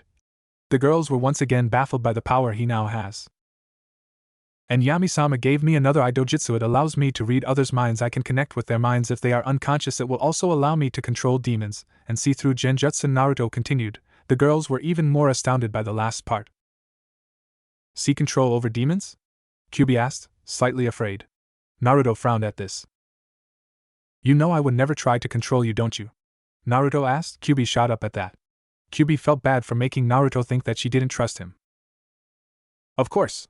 Sorry, I was thinking back to the Uchiha and Senju clan, the 2 founding Konoha clans. It was said that the Uchiha's Sharingan could control demons if the Sharingan was at the right level, and the first Hokage, who was part of the Senju clan, found a way to control us. Kyubi eyed as frantically as she tried to make sure Naruto didn't take it the wrong way. Naruto smiled and nodded his head. It was just I'm misunderstanding. I see, no problem then. Naruto said happily as he grinned at his little fox. She blushed and her insides fluttered a little upon seeing Naruto's infamous smile. The other girls had similar reactions even though I wasn't directed at them. The group walked for about 10 minutes leisurely until they arrived on time at the meeting place, the north gate of Konoha. When they arrived they saw the troublesome Tusum, his future surrogate big brother, and the client who was still rather drunk, but not as much. "Hey Dobe, where have you been?" Sasuke asked coldly. Sakura had hearts in her eyes as she watched her mysterious affection abuse the class Dobe. "I have no need to tell you where I was, so I won't answer your question, Yaoi Team," Naruto said with a smirk as the others giggled. Sasuke got red in the face. Sakura glared at the blonde dead last of the year. "Naruto and Nobaka. How dare you insult Sasuke-kun like that?" Sakura screeched as Naruto held his ears. Sasuke did the same as everyone else wasn't aware that Sakura was going to shout, so they could only cringe. "Shut up, bitch. I didn't ask for you to help me," Sasuke shouted as he turned around and glared at the pink-haired girl. Sakura winced at her obsession's hateful glare. "As sorry as Sasuke-kun," Sakura said as tears welled up in her eyes. Sasuke scoffed as he turned away from her, leaving Sakura to drench in her sorrow and sadness. Naruto smirked. "The loyal Sasuke bitch got shot down now, that's what I want to see," Naruto thought as he and the other girls smirked. "Enough already, are you set to Tizuna-san?" Kakashi asked as the drunk man reacted in what everyone assumed was a nod, either that, or he just shit himself. Either one was highly probable with the man's current state. The group started on their journey to Wave. It would be a long journey, but there was two things Naruto wanted to while here. One was to kill the Uchiha, and his bitch. The other was to save Haku and Zabuza. Naruto and the group walked through the forest as they headed for Wave. The forest wasn't quiet nor was it loud, it was a peaceful and tranquil silence. That was of course until a certain Uchiha had to pipe up his opinion. "Hey Dobe, why are all the kunoichi with you?" Sasuke asked arrogantly. Naruto smirked as the girls around him shuffled closer to the man they loved. "Well, King of Brood, we say it's none of your business, so stick out of it." Anko shouted the last part as the others smirked at Sasuke's scared face. Sakura sent a glare towards Anko as she secretly planned on getting her back for call her Sasuke-kun like that. The other guys were also wondering why Naruto was surrounded by all the girls. It didn't really make sense. Kakashi sent an irritated look at Sasuke. "Why can't you be more like Obito?" Kakashi thought as he shook his head sadly. Naruto was taking in all these expressions and smiled. They wondered why he had all the girls. Kakashi wondered why Sasuke was such a prick, and the girls were wondering when they would get to kill the traitor. They walked a little further until Naruto noticed a puddle in the middle of the road. Naruto was on high alerts as he looked up at the clear sky. It hasn't rained in 3 whole days. This road isn't used anymore due to Gato, so there's no possible way that anyone could have spilled some water. I need to keep an eye on that puddle, Naruto thought with a smirk. He would finally get to use his new eye technique. Mitsukagen, Naruto said quietly as he activated Kami's dojutsu. Naruto's changed immensely. His eyes were now gold instead of blue. They were completely gold, no whites around the edges whatsoever. In the middle of his eye was a silver-starred pupil. On the 4 corners of his eyes were 4 smaller 4-pointed stars that looked like shuriken. The eye dojutsu was known as Mitsukagen, angel eyes. Naruto looked at the puddle and was amazed to see chakra there, 2 chakra signatures. The fact that he was right wasn't what amazed him. The amazing thing was what he saw. He could actually see the chakra. He could see the 2's power levels. He could see their elemental affinities. He could see their chakra points. So this is how Hinata must feel when she uses her Byakugan, Naruto thought amazed as he watched the 2 figures await for the group to pass. Naruto decided to continue on as if he saw nothing. Kakashi and all Naruto's girls noticed this strange occurrence, and all thought the same thing, idiots. The other 7, including Tizuna, were blissfully unaware of the up-and-coming threat that was a puddle in disguise. At that moment Naruto's eyes caught another chakra signature hiding in the woods. "Who's that?" Naruto thought as he studied the person's chakra. It was strangely familiar. He had felt it before not so long ago in his past life. Puddle. The 2 demon brothers lied in wait as they looked at the ninjas walking towards them. "Gozu, dear brother, who should we kill first?" the other brother asked. The one known as Gozu shrugs as he looked the ninjas over. "I don't know, Meizu, dear brother, most of them are hiding their chakra rather well. If I take a guess, we should either take out the ones nearest to us, which is apparently the blonde one," Gozu said as his brother nodded in agreement. Back to Team 7, 8, and 11. The group continued to walk, pretending nothing was going on. Sasuke was glaring at Naruto. Naruto felt these glares but ignored them. Sakura noticed these glares and decided to mimic her love and then try to earn his love by glaring at Naruto also. Naruto yet again felt these glares but promptly ignored them further. Kiba and Shino were having a laugh as they talked with their new teammate Gensi. Gensi was quite the shy type. She was almost a Hinata lookalike except she had blonde hair and had green eyes. And of course she wore a different type of jacket to Hinata, but it was still rather familiar to Hinata's past life's jacket. Hinata smiled as she watched the girl she had grew friends with when she was younger in her past life. Gensei didn't make it to become a ninja and decided to move to Suna and open up a medicine shop. Gensei was Hinata's female best friend. They had spent most of the time sitting in the back of the class blushing when they saw how confident Naruto was. Hinata decided to go up and greet her surrogate sister. Gensei looked up and smiled as she saw Hinata. Gensei was very surprised when she had seen Hinata wearing cloths so bold they showed off her tremendous bust and her womanly curves. Gensei was surprised that Hinata had this much confidence. Already it had been a day since she had suddenly changed. One day she was a shy, quiet girl in the corner of the room fantasizing over her love. The next she was an adventurous beauty that didn't care who saw her. Like that. "Hey Gensei-chan," Hinata said happily as she didn't stutter one bit. It was almost as if Hinata had turned into a female Naruto. Gensei smiled back at her once sister of shyness and started to poke her index fingers. Hello Hinata-chan," Gensei stuttered as she looked away with a blush. Hinata was confused at why she was so shy. All of a sudden, she looked around and saw Naruto staring at the two of them with a smile. Hinata smiled back at him before she turned back to Gensei and smirked. Hinata got right up to Gensei and took her away from the group, away from hearing range of the others. "You like Naruto-kun too, don't you?" Hinata asked, slightly amused at the look of horror on her surrogate sister. Gensei started to baffle out excuses and denials. Hinata put a finger to her lips to silence her. Hinata leaned in and whispered into her ear seductively. "You know all us girls are sharing Naruto-kun. I'm sure if we talk to Naruto he will give you a chance, get to know you better, and eventually love you like he loves us," Hinata said seductively into Gensei's ears as the girl's blush took over her body. Her personal parts of the body started to get damp, and she felt a lot hotter, her heart pumping faster, and her breaths becoming louder and more frequent. Hinata was about to seal the deal by giving her a passionate kiss, but she never got the chance. Gensei fainted in her arms as blood started to trickle from her nose.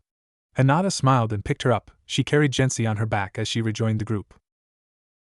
Naruto gave her an odd look as he saw Hinata carrying an unconscious girl he barely had the chance to see in the academy in his past life. Hinata smiled and handed him the unconscious girl. The girl, who was now in Naruto's arms, subconsciously snuggled into his neck and let out a sigh of contempt.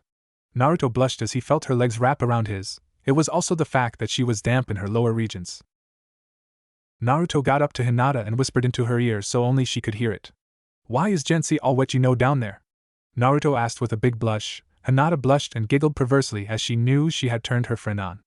Naruto had to fight his manhood. He wouldn't allow himself to be embarrassed by getting stiff. Hinata giggled more at the look of concentration on Naruto's face. She couldn't help it. She wanted Naruto all embarrassed. She got right up to his ear and licked it sexually. "Best friends share everything, Naruto-kun," Hinata said huskily as her hot breath reached Naruto's ears. Naruto couldn't help it anymore, and his soldier rose to attention, causing Gensei to moan out loud as she felt Naruto's member rubbing against her womanhood.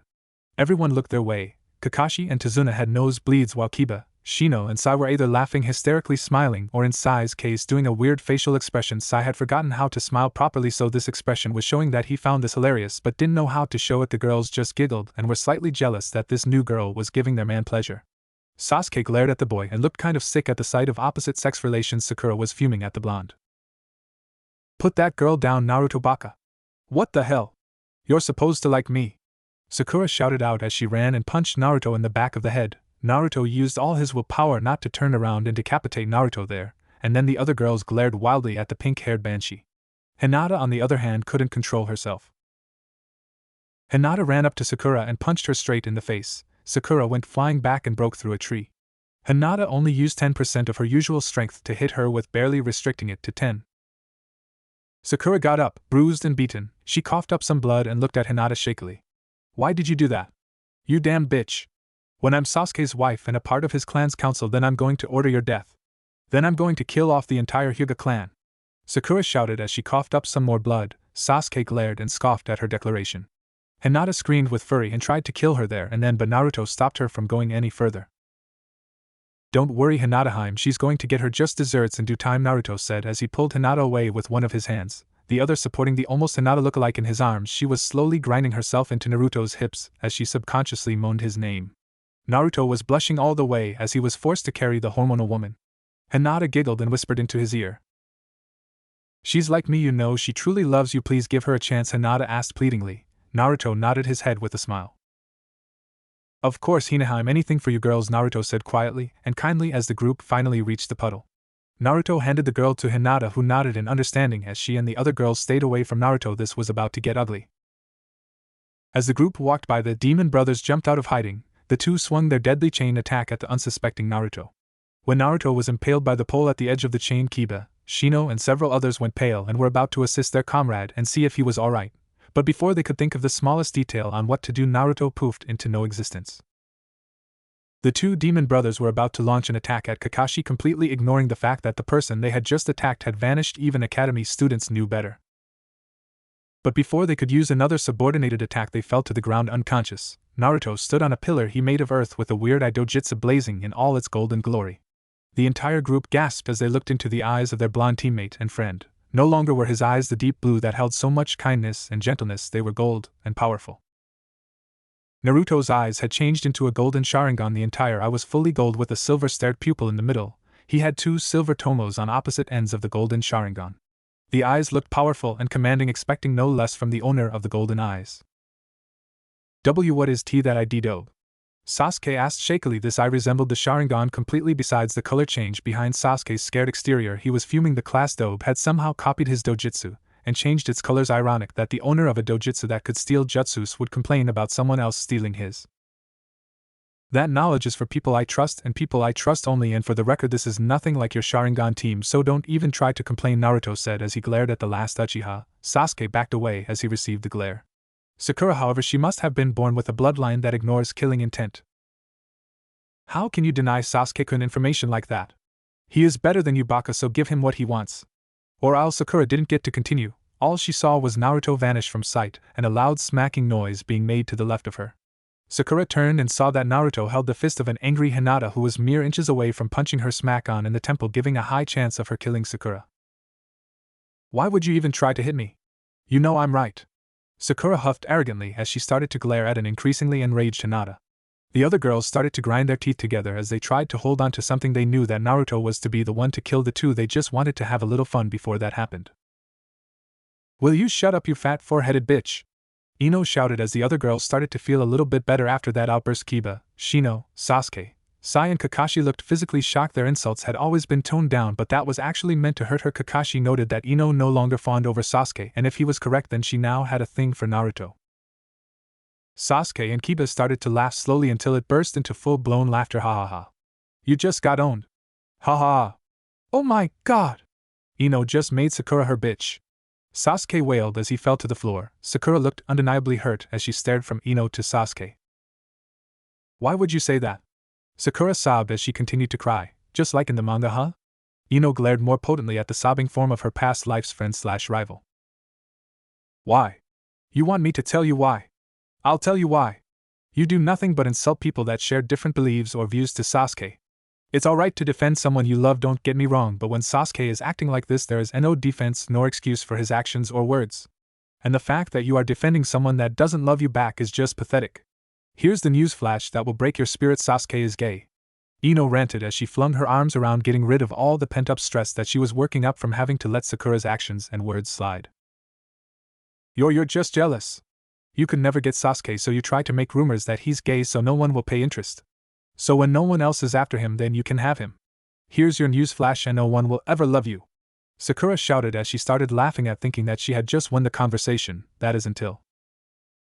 Slap. Naruto had used the hand that was stopping Hinata to backhand Sakura in the face. As she fell to the floor, she shakily moved her hand up to her cheek. She felt the nasty, stinging red mark on her face. Sakura looked up with tears in her eyes at the fuming red-eyed Naruto. All anger was lost when she looked into his eyes full of hatred and anger. You will never speak to her like that again. Do you hear me, you spoiled little bitch? And for the damned record, I love her and always will. While she has somebody to love and to love back, you're lying on the floor crying your eyes out while the love of your life is over there rocking back and forth laughing at you. He would rather acknowledge me to be stronger than him than to acknowledge you as a lover or even just a friend. You are a pathetic excuse for a kunoichi, and an even more pathetic excuse for someone who should have humanity, Naruto said as he continued to stare daggers. Red eyes blazing at the cause of all his anger and rage. The other girls smiled that he would defend them so furiously. Sasuke was continuing to laugh at the annoying pink-haired girl's depression. Kiba, Shino and Sai were surprised at the fact that he had just admitted his feelings for the blonde mind manipulator in front of her. Kakashi and Tazuna were cracking open a beer, hoping for a cat fight. Ino ran up behind Naruto and hugged his back as she dried a few of her tears. Some were tears of sadness at being told she was unworthy of love, some were tears of joy that Naruto would defend her and declare his love for her out in the open like that. "Thank you, Naruto-kun," Ino said softly as she kissed the spot in between his shoulder blades, sending a shiver down his spine and to his very core. Ino smirked at this reaction. She hoped her slightly seductive tone would have caught on to him. As Naruto was stood there, stock still, his dojutsu receded from lack of brain waves. "And not a problem, Ino-chan," Naruto stuttered as his face went red. Ino wrapped her arms around his waist and started to stroke his stomach, going a little lower every time before she could grab a hold of her prize. She was interrupted by a loud cough coming from Kakashi. This alerted Ino back to the present situation. She blushed as she saw all the sly looks of the girls and all the flustered looks on the boys except Sasuke, that is, he looked on in disgust at the display of emotions and opposite sex relations. Sasuke never believed that opposites attract, therefore his belief that he was strong so Kunoichi's must be weak, and that was his state of mind. "Naruto, if you haven't forgotten, there are 2 unconscious ninja at your feet, could you please tie them up?" Kakashi asked as Naruto nodded his head. Naruto lifted the 2 fully grown men and slumped them against the shoulder with ease. He carried the 2 to a tree and tied them up using their own chain. Kakashi took Tazuna away and started to ask him why ninja were after him. After a very sad sob story, the 2 walked out of the woods. Only Naruto had heard the conversation due to his kitsune hearing abilities. "Alright teams, this is now an A rank mission. We have to decide, do you feel ready to continue? Do you feel you are ready to fight ninjas?" Kakashi asked. There was a round of vigorous nodding and agreeing coming from Team 8 and 11, but Team 7 was quite skeptical. Sai didn't mind if they continued, but Sasuke and Sakura weren't sure. "I don't know, I don't feel that this mission is a high enough level for me," Sasuke answered as he tried to hide the fact that he was scared shitless from the recent attack on them. Although only Kakashi, Kurenai, Kyuubi, Enko and Naruto noticed this, Sasuke was hiding his fear behind a mask of anger that Naruto was able to take out 2 strong ninja easily. "Are we scared? I don't believe it. The almighty Uchiha-sama is actually scared." "What a surprise," Naruto said sarcastically as he sighed. The other girls smirked at Sasuke's obvious irritation. While Sakura wasn't paying any notice, she was still in the same position crying. "Well, from majority vote it's official, we go on," Kakashi said surprisingly enthusiastically. The others grinned at the sight of the fuming Uchiha. "What do you mean? I said no. And when I say something it goes without question." Sasuke shouted his authority for all to hear. Naruto glared at his arrogance and selfishness. Sakura weirdly perked up at the sound of her affection's voice. "That's right. Sasuke-kun wants something. So why don't you grant it?" Sakura asked as she stood up. All previous sorrow gone, the group was shocked at her level of loyalty to the stupid Uchiha. They couldn't tell who was stupider, Sasuke Uchiha or Sakura Haruno. Sasuke for being power-hungry and the lack of common sense, and Sakura for not being able to let her affections for Sasuke go. It was obvious that she also lacked common sense. "Shut up, Haruno. This isn't about Sasuke," Naruto roared as he looked at his future lover's wife's murderer. It took all his strength not to kill her and the Uchiha, but he managed to get his emotions under control and carry on. Sakura was shaking in fear. Had she done something so wrong? She looked around the group and noticed most of the group giving her glares or unwelcoming stares. The first demon brother moaned as he came to, followed shortly by his brothers. Naruto and the rest noticed the 2 had awoken. Naruto already knew who they worked for and who was after Tazuna, but he had to act unaware. Naruto made his way over to the 2 before kneeling down beside the oldest brother. "Who do you work for? Where is he or she, and what does he have to gain by killing Tazuna-san here?" Naruto asked as the eldest brother smirked and gave an arrogant chuckle. "Why should I tell you, kid? What could you possibly do? A genin fresh out of Konoha." Pathetic. The 2 brothers laughed as Naruto smirked with them. When the 2 brothers noticed the smirk, it made their blood run cold. "I will show you exactly what I can do," Naruto said as his eyes began to change. His eyes changed from his ocean blue into a glowing blood red. In the middle of his eye was an orange pupil. Around the edges was a swirling orange flame shape that kept moving around his eyes, changing shape like a lava lamp. As Naruto stared into the eyes of the eldest demon brother, he began to scream. Naruto smirked as he started to explain. "I put your brother in a demon genjutsu. Only my eyes could make such a genjutsu, and only a master could disperse it. Tell me what I need to know, or I will enter his mind and find out myself. If you tell me now, I will let the 2 of you go, so long as you don't go back to your masters, and I can tell if you do, and if you do, then I can assure you will die," Naruto said coldly as the youngest brother watched his older brother wither, wince and scream in agony. "Okay," the youngest brother quickly blurted out. He didn't want his brother to feel any more pain. Naruto smirked and deactivated his genjutsu. The youngest brother began to tell the group of who he was being led by and why he wanted Tazuna. "Zabuzaha? And his apprentice Haku? I suppose the 2 guys have reasons for doing this?" Naruto asked as the youngest brother smirked. "Haku is a girl, you dunce," the youngest brother laughed as Naruto's face went pale. So she was a girl. Thank God. Thank you, Lord in heaven. I thought I was turning gay or something. Naruto mentally cheered inside his mind. He thought that Haku was a boy, but he was relieved that Haku-chan was actually a girl. Naruto was thinking things on the line as, how am I supposed to fight a girl now, and such. Anyway, we told you all about our master. It's time for you to stick to your part of the deal, the eldest brother said as he finally calmed down from all the mental trauma he experienced. Naruto nodded and released the chains. The two walked their way back to the inn that usually housed Nukenin. The group turned around and made their way to Tazuna's house. The group traveled through the forests and to the lake. At that point they had hit a small problem in their mission. There's only 2 boats, which means that one team can't go on, Sakura said as she stated the obvious. Sasuke smirked and jumped on one of the boats. Like hell am I staying here? I'm going on the boat, Sasuke demanded as he sat down selfishly. Sakura grinned and jumped on the boat with him. I'm with Sasuke-kun, Sakura stated as she sat down next to him and smiled widely at him. Sasuke grunted and looked away, disgusted by the actions made by his teammate. Naruto smirked at the look he gave. It was at that point Naruto had an idea. How about this? Me, Anko-chan, Kure-chan, Q-chan and Kakashi-sensei will walk on the water while Team 7 goes in one boat and Team 8 goes in the other, and Team 11 will split up and go in either of the boats, Naruto said as the group nodded. Some nodded weirdly. Walk on water.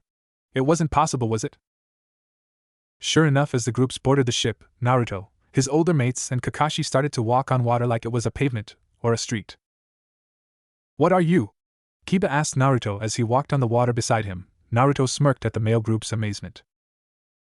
I am the Ramen King, Naruto said enthusiastically yet mockingly. I'm Naruto Uzumaki, of course, Naruto continued as he started to act seriously. The girls giggled at his behavior while Kiba merely chuckled at his friend's childishness. Shino made an almost undetectable buzzing noise that meant that he was amused. Kakashi shook his head, slightly amused at the child's antics. Kakashi decided he had shook his head enough times to get the meaning across, so he pulled out his favorite orange book and shoved his nose in it. Sasuke looked disapprovingly at Naruto as he continued to brood. Right, will you lot shut up? You're gonna get us all caught. The boat rower quietly yelled. Naruto stuck out his tongue in a childish fashion. As if I would kick their asses, Naruto quietly yelled back, making all the girls giggle more as Naruto struck a heroic position, using one foot to rest of the boat and the other on the water. After a 30-minute walk/ride, he group arrived at Wave. It was a horribly poor town. People there seemed to be worse off than even some of the worst towns Naruto had traveled to in his past life. This village always took first prize. Naruto decided that this time he would make a bigger difference. He would do whatever he could. He promised himself this. A small boy, about a year younger than Inari, walked past the group. He was severely malnourished, the worst he'd seen in the village so far. Naruto decided this was enough. A small tear ran down Naruto's face as he saw the poor child. The child seemed to be breathing raspy and had a limp to his step, clearly due to the bloody rags on the child that indicated he had been attacked. Naruto walked up to the child, who decided to sit down on a tree stump to catch his breath. The boy looked up as he noticed the shadow. His look was first a look of fear as the child noticed someone approaching him, but when he saw the kind, sad look on the older blonde's face, it helped him relax, if even a little. Excuse me, what's your name? Naruto asked kindly as he knelt down to the child's height. The small child shivered a little under the fear, but nevertheless the older boy's kind voice brought strength to his own. And my name is Vlad, the boy known as Vlad said as he looked into Naruto's caring blue orbs. Naruto smiled down at the child. Well, Vlad, do you have a family? Naruto asked kindly again, trying not to sound as if he was being intimidating. Vlad nodded shakily as he pointed down the street to a shack that was very run down. I live there with my mom and dad, Vlad said as he looked back at the older blonde who had yet to name himself. Well, Vlad, my name is Naruto, and I want to help you, Naruto said, and Vlad looked rather unsettled. This blonde boy named Naruto had just come up to him and told him he wanted to help him like any child that had been neglected. He was rather jumpy and untrusting. Naruto saw this look and tried to make sure that Vlad understood that he wasn't going to deceive or trick him in any way. Don't worry, I wouldn't ever trick a child like you. You've already been through enough, so it seems. Well, Vlad, I will speak to you soon so I can help you. At the moment I need to meet up with a few people, Naruto said as he left the young boy, who nodded dumbly. He still didn't quite understand what was going on, but he could tell that this Naruto guy was good and meant well. Wave Village, Lakeside, 30 minutes later. Naruto stood at the lakeside as he thought of the perfect way to get food into the city. The patrols in the water that made sure that people didn't fish were still there, but what if Naruto casted an illusion on the boats? While this happened, Naruto could use his shadow clones to go in groups and net up all the fish. Naruto had earlier found an abandoned storage house where the fishermen used to keep their equipment. While searching, Naruto came across about 50 fishing lines. Of course, these were very big and hard to move, so shadow clones were needed to carry them. Naruto casted his illusion onto the nearby lookout posts as he made 300 shadow cones, precisely. The 300 clones grabbed the 50 fishing nets, 6 shadow clones per net. As they swam deep into the lake, the shadow clone groups split up to take different areas. The original Naruto stayed at the entrance point so he could keep up his genjutsu.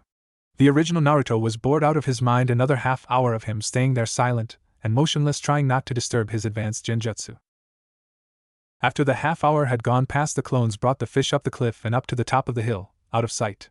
After they reached that point, Naruto deactivated his genjutsu and ran up to the top to join his clones. When he reached the top, he saw all his clones drenched in water, none of them happy. "Alright, you can disperse now," Naruto said with a nervous laugh as he rubbed the back of his head. The clones sent one final glare before poofing off to elsewhere.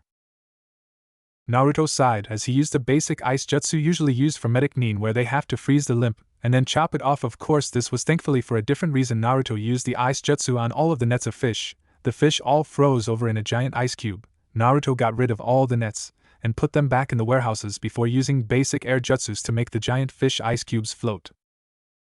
Naruto brought the ice cubes through the town. It was quite chakra using techniques he was using. He had put a genjutsu on himself and the ice cubes so people wouldn't try to steal them, and he was using wind jutsus to make the move. When Naruto finally arrived at the cold warehouse, he thankfully noticed that it was still open and that someone was inside at the register.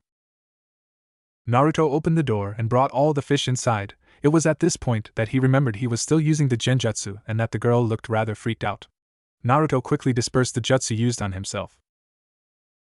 "Sorry about that, I was making sure people couldn't see me," Naruto said as he chuckled and nervously rubbed the back of his head. The girl at the desk smiled at him, as well as a slight blush. "Well, you see, the reason I'm here, it's because of the state the village is in. I couldn't just stay put while this is going on, so I decided to help out. After I give you this, I would like my identity to remain anonymous anyway. I would like you to share this out among the villagers free of charge. It should last the entire village 3 months easy," Naruto said as he dispersed the genjutsu on the 50 fish ice cubes. The woman stared awed and pale at the sheer amount of fish here. It was either a miracle or a blessing, she couldn't decide which. She just glomped the blonde-haired boy. "Thank you," she said as she held him tighter. Naruto blushed as he gave off a warm laugh. "It's my pleasure. I would suggest that they be handed out sooner rather than later. The sooner people get fed, then the probability of saving their lives will be increased," Naruto said softly as he released the embrace. The woman smiled back at him with a few tears in her eyes. "Well, I'd love to stay and hand the fish out, but I have a special delivery to make and I have to get back to my friends. I bet they're all worried about where I am," Naruto said happily as he walked out of warehouse. The woman at the reception area smiled and went to get some helpers. Wave Village, Vlad's house, 10 minutes later. Naruto leisurely walked down the street of Wave. Fishermen were swarming the area, knocking on others' doors, telling them that some generous person had given them free food. To say the least, the people were tearfully thankful. It warmed Naruto's heart knowing he had done good. Before the fishermen had a chance to tell Vlad and his family, Naruto knocked on the door. Naruto waited a few minutes until a slightly skinny woman opened the door to reveal herself, and what Naruto presumed to be her husband. "Excuse me, ma'am, but I would like to drop off a delivery to Vlad," Naruto said kindly as the woman gritted her teeth. The man behind her growled slightly. Naruto was confused until the woman rightfully explained with much venom. "When will you kids stop beating my Vlad? Have you no shame, boy?" The woman shouted with rage as she started to form tears in her eyes. The father growled deeper and glared more intensely at the shocked Naruto. "You have me all wrong," Naruto said as he put his hands up in a sign of peace. "I am actually here to deliver a package to your son. I didn't mean to make it sound as if I was going to beat him," Naruto said quickly, shocked and surprised that Vlad was regularly beaten. The two apparent parents' expressions softened and they smiled. "I'm sorry about that. I guess when you're a mother you're overprotective," the woman said. The father nodded in agreement as Vlad poked his head in between the two to look at Naruto. "I see. Anyway, this is me keeping my promise I made you earlier on this morning," Naruto said as he pulled out a scroll. As he channeled chakra into the scroll, a smaller fish cube than the others popped out. The fish cube was able to feed 3 people for about a month. The family stared in awe at the amount of fish. Naruto handed the father to Vlad the scroll. The man snapped out of his trance and took it. "You should seal it back into the scroll soon so it won't melt when you want the fish. You just channel your chakra into the scroll," Naruto explained. Naruto was about to say goodbye to Vlad and tell him to stay safe but was cut short in his speech when Vlad's mother pounced him. She held him there in a death-like grip. "You saved my son's life, thank you," Vlad whispered softly between her tears. Vlad's father was crying slightly too. They were all worried Vlad wouldn't make it due to his malnourishment. As a growing child, Vlad needed to eat as much as he could, yet he was deprived food, so he was the most malnourished. Not a problem, really. I can't stand to see the state this village is in. Oh, by the way, I plan to help build that bridge that is being made, so when that's completed in about 2 weeks' time, then this village will get the income it so sorely needs, Naruto said as the three of them gasped. You can't. Gato controls these lands. He'll kill you if he sees you helping to build the bridge. Vlad's mom worried as she let go to look at him. Naruto smiled kindly back at her.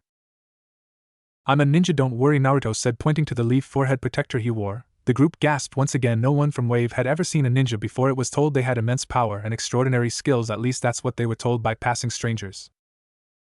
An ninja? Do you have special powers?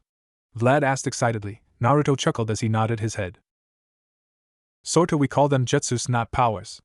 Naruto chuckled even more. The family smiled. Vlad was amazed and giddy. Come on. Show me something cool, Vlad said as Naruto laughed a little more. Vlad's mom and dad wouldn't admit it, but they were very eager also. What do you want me to show you? Anything in mind? Naruto asked as Vlad thought hard for a minute. It was at this point that an almost visible light bulb popped above his head. Can you do anything that includes fire? Vlad excitedly asked as both parents leaned in to hear the answer. Yes, I can. If you all come outside where I can show you easier, I would be happy to, Naruto said happily as the family walked out of the house. When Naruto saw that the entire family was watching, Naruto decided to continue. Naruto went through about 20 hand signs a lot slower than usual so the family could see. The family were confused until Katan, Grand Fireball no Jutsu, Naruto shouted as a huge burst of flame that rocketed about 15 meters into the air burst from his mouth. The family were both awed and scared by the ferocity and power this mere child possessed. But you're just a kid, Vlad's father said, shocked as he felt the great heat the fireball held. The other two were speechless and humbled by the might. Old enough to kill, old enough to gamble, drink and have sex, well, that's what my sensei tells me, Naruto said as he smiled. Vlad's mother blushed while her husband smirked. Vlad had stars in his eyes when he looked Naruto. This kid, not 4 years older than him, had the ability to control fire to such an extent, never mind what else he could do. So tell me, kid, why did you give us this fish and nobody else? Vlad's dad asked. Naruto smiled back at him. Well, I already handed out the rest of the fish to the warehouse up there. Naruto pointed up the hill. I decided to give Vlad and his family the biggest lot of fish due to the fact that Vlad is the most malnourished here in the village, and due to the fact that I made a promise, Naruto said with a smile. The group smiled back at him. This kid was a hero. The village didn't believe heroes existed, but this kid, he was definitely a hero. Well, I can't stay any longer. I have to meet up with my comrades so we can fight off Gato and such. Oh, and one more thing, please keep my identity secret. The name's Naruto Uzumaki, just so you know. I don't want to take the fame nor glory for any of this. Take care, Naruto shouted behind himself as he ran towards where he knew Tazuna lived. The family agreed to keep his identity a secret. The family waved back to the man that was their hero and savior. Wave Village, Tazuna's house, 10 minutes later. Naruto walked through the front door and sat down on the settee, exhausted. Seconds after he sat down, he was almost barraged by sobbing women. Naruto was confused for a few seconds until he remembered the fact that he had been gone for about 2 hours and he didn't exactly tell them where he was going. Naruto-kun. Where have you been? Hinata cried into his chest. We thought you had been kidnapped or something, she continued angrily with tears in her eyes as she looked up and glared. Hinata had red puffy eyes, which meant she had been crying for quite some time. Naruto looked around at the other woman's puffy eyes. They all had the same look, 1/3 sad, 1/3 worried, and 1/3 relieved. I'm sorry, girls, I had some things to take care of. You know I wouldn't do any of this if I didn't have to. I know I should have told you where I was going, but I had no time, Naruto said as he looked sad and felt bad for hurting any of the girls. The girls smiled. At least he was sorry and felt bad for doing his drastic actions. They all forgave him instantly. We all forgive you, Naruto-kun, Hinata said as she snuggled into his chest as she sighed happily. Ino and Kyubi snuggled into either side of the crook of his neck as they both let out a small grunt of relaxation. Enko and Kurenai snuggled up to Ino and Kyubi as they got comfortable. The group of males let their jaws drop as they saw how Naruto had a group of really hot girls/women snuggling up to him, and the girls and Naruto acted as if it were normal. Just at this point, Tazuna walked into the room. He didn't see what was happening on the settee due to he couldn't see over it, so he had no idea that Naruto had 5 girls/women huddling up as close as they could to him. Tea's about ready. My daughter will be in shortly. She normally cooks the food, but apparently some very nice man generously gave a bunch of fish to her warehouse so our people could survive a little longer. It surprises me that people could be so generous. The food supply he gave us could apparently last 3 months for the entire village. Average price range for that amount of fish is easily a couple 100,000 ryo, Tazuna said as he brought a large pot in that held a lot more food due to the newly received fish supply. Really? Wow, that's a really kind thing to do. I hope we meet this person. I would like to thank him for being so kind, Hinata said kindly. Naruto sighed quietly in relief. Thankfully nobody knew it was him that caught and gave away the fish. As the food was served to everyone, Naruto ate quietly for once. That extra chakra signature that he felt during the woods, it felt familiar, but not so familiar that he would remember it for being good. If it wasn't a good chakra, what was it? He had to ponder this further later on. At this point Naruto didn't notice a rather happy woman enter the house. He was still in his own little world thinking things over. Naruto sure had changed. Hello everyone. Are these the ninja that are helping us? The girl that worked at the warehouse asked excitedly. Yes, Tsunami was that woman. Aren't I a master of character plotting? Smiley face. Tazuna turned around and nodded at his daughter. Yes, these are the Konoha ninja that are here to help defend the bridge, Tazuna said as he turned around and smiled at his daughter. The group stood up and introduced themselves. Hello, pleased to meet you, Ino said as she shook Tsunami's hand. Thank you for allowing us into your home, Hinata said as she shook her hand also. I thank you also for allowing us access to your home, Shino said emotionlessly as he walked over to the rest of the people who had greeted Tsunami already. Thank you for housing us, Kurenai smiled as she too went over to the group. Thank you, Anko said with a slight sadistic smile. The smile made a shiver run involuntarily through Tsunami's spine. Yo, Kakashi said lazily as he shook Tsunami's hand without taking his eyes away from his perverted novel. Hello, I thank you for being nice to my master and treating him kindly, Kyubi said as she too shook the young woman's hand respectively. Master? Tsunami, Kakashi, Sakura, Sasuke, Kiba, Shino, Gensi, Tazuna and Sai all wondered. I owe you nothing from me. It is an honor for your family to house an Uchiha, Sasuke arrogantly stated. This caused Sasuke to go flying through the air and land outside the door. Apparently Hinata and Ino had enough. Hello? I hope you don't like Sasuke-kun over there, otherwise you will have to deal with me, Sakura said coldly as Tsunami smirked. I wouldn't want the arrogant prick anyway, Tsunami said, which caused everyone in the room besides Sakura to either giggle, chuckle or laugh out loud. Before Sakura got a chance at a comeback, she was grabbed by the hand and brought over to the rest of the group. Hi, I'm Sai. Stop staring at my, Sai said with a fake smile. Although he may have not showed it, he was completely amused at what he had said and the angry face of both Tazuna and Tsunami herself. Before Sai ended up with a black eye, he was dragged off to the side by Ino. Hi, thanks for everything you've done to help us. Maybe after all this you wanna hook up? Kiba asked with a sly smile. Tsunami blushed a bright red. Although Hinata would have beaten her hands down before she could babble excuses, he was hit over the head by Hinata, who dragged him off to the side. Hey Naruto Baka, introduce yourself, and don't babble too long about how much you love ramen, Sasuke said with an amused huff. Naruto awoke from his trance and made his way to the front. When he did, Tsunami saw that it was the boy who gave her the fish. Hey! You're that kid that gave us all that fish! Tsunami said as Naruto's face shot up and paled. Now he was gonna get suffocated. The girls looked at Tsunami and then at Naruto. They smirked. They knew why he was panicking, and he had all the reasons to panic before Naruto could deny or try to down his actions. He was glomped by all his mates. Mates meaning his lovers, so you know. Oh my god, Naruto, you are so kind! Ino said as she snuggled into him a little more. Naruto literally couldn't breathe as almost all of his body was covered with affectionate women that just wanted to be as close to him as possible. Naruto was currently getting his mouth eaten by Hinata, who was lying on his chest. Naruto was technically, if you think about it, getting mouth raped. After a couple or so minutes of all Naruto's loves having their fun with him, not that, they got off of him, leaving Naruto breathless and red in the face. What made all the other girls go red in the face was the fact that Naruto's soldier had stood at attention. He was very large for his age. Due to Naruto's breathless and dizzy state, he hadn't actually come to when it came to the mental department. He was still dazed and trying to find consciousness. Tsunami went red in the face and wide-eyed at the 15-year-old's bulge. No! You will not think such things about a 15-year-old boy.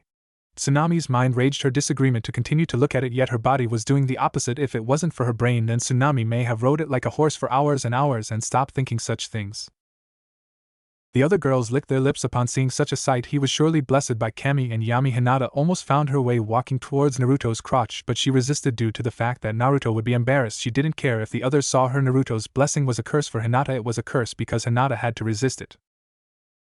All the guys in the room were wide-eyed. Also Naruto had every one of the girls. It made them depressed that they couldn't get a mass harem of girls for themselves. Naruto groaned as he stood up. It was at this point he had enough blood in his brain to notice that he was rather stiff. He immediately covered his manhood with his hands and ran to the nearest bedroom. Sorry about that, everyone. Naruto shouted out in fear that he would get hit for being perverted in the slightest. Hinata and his other lovers frowned as they walked in after him. Tazuna and everyone were still shocked. Tazuna thought this would be a good time to speak his mind. That kid's got 5 girls? Tazuna half answered, half yelled. He was completely and utterly shocked. The other guys nodded their heads stupidly, too shocked to acknowledge that Naruto, the class dope, had so many girls. Oh. Tazuna's house bedroom. Naruto stood at the corner of the room, scared out of his wits, shaking slightly. The other girls were getting worried what was happening to Naruto.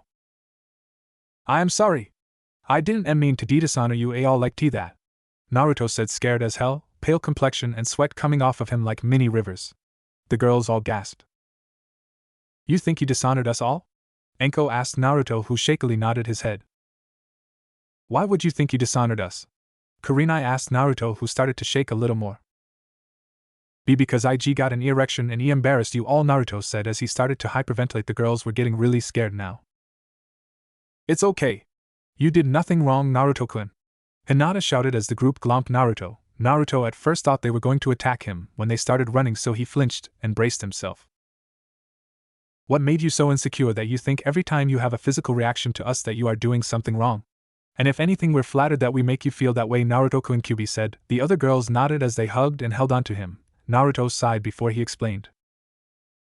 In my past life, every time I would have a reaction like that or anything resembling perverted, then Sakura would hit me, Naruto said. He was going to continue, but he didn't get the chance. That was all that needed to be said. So that bitch made you think that what you're doing isn't normal? Ino asked, with the others gritting their teeth and subconsciously clawing into Naruto, who was trying not to pay attention to the sharp piercing female nails. What I did was normal? Naruto asked. That was all the girls needed. Right. That's it. We're having a pink-haired cow for dinner tonight, Ino said, who stormed out of the room followed by 5 very angry kunoichi brandishing weapons. Naruto was too scared, confused and shocked to move. When he did, he let out a yelp of understanding. Once his brain started to work, he ran out of the room to hear a bunch of crashing going on. All 5 girls were using highly synced combos with perfect timing and precision. Sakura was the one being used for the combos. Kakashi tried to stop the group but was effortlessly pushed aside. Besides all the damage being done to Sakura, there was no damage being done to the furniture or the surroundings at all, for that matter. Stop! Naruto shouted out in fear. If they killed her now or showed any means to kill her later on, then they will become prime suspects. If Kakashi or any of the others tell the council what happened here. The group reluctantly stopped when their lover told them to. They all walked up to him and wrapped their arms around him tightly. I will not have her abuse you or mistreat you like she did, Naruto. She is the reason you feel so lonely, why you don't understand what's happening to you, and why you are sad, Kurenai said, with everyone agreeing. WWH, what the hell was that all F for? Sakura spluttered angrily as she tried to stand, although she was too badly bruised and beaten. In fact, she was so badly beaten that she began to cry again. Because you selfish bitch. You made our man's life a living hell. You know, because of you he thinks that because he has physical feelings for us, then he is dishonoring us. You made him think that if he shows us physical love, then he is mistreating us. You're a monster with pink hair, Ino shouted, with the others agreeing with a grunt and a glare. The guys scowled with anger. How could Sakura be so cruel? What he does is wrong. He's the class dope, and all he does is fawn over me while I try to get Sasuke to love me. He's a pathetic loser, Sakura yelled. She was going to continue with her insults but found herself motionless, and then everything went dark for her. Hinata, once Sakura had started to insult Naruto, had used her Juken strike to close all of her chakra points, and to add salt to the wound she also knocked her unconscious. Sakura landed with a loud hollow thud. Naruto was wide-eyed at what Hinata had done. Don't you ever say anything bad about our Naruto-kun again, Hinata yelled at the unconscious pink-haired body. The rest of the spectators started to pale and back away. They were never going to insult Naruto ever. Wave Village, Tazuna's house, 10 minutes later. The group was almost done with eating their food. Naruto was eating the food slower than he usually would. The reasons behind why were the same things plaguing his mind. How was he going to kill both Sakura and Sasuke without anyone seeing it? Naruto knew that on an A-rank mission, if a teammate wasn't listening to instructions, then he would die. If Naruto could come up with a situation where Sasuke literally deserted the group, then Naruto could claim he tried to bring him back, but Sasuke wouldn't listen. In such case, he could kill Sasuke, so information on the mission isn't in danger of being leaked. Tsunami, while eating, was staring at Naruto while he ate. She had never met someone so kind. She didn't love or even have romantic feelings for Naruto, but she admired and respected him for what he stood for, and what he had done to help the village. She would always class him as a hero. Sasuke was indulging his food, thinking that if he beat Naruto then he would somehow prove himself to be better than Naruto. Sasuke ate the last of his food and raised the bowl. Ha! I beat the dobe. What a shocking turn of events, the prodigy beats the dead last. Never saw it coming, did you?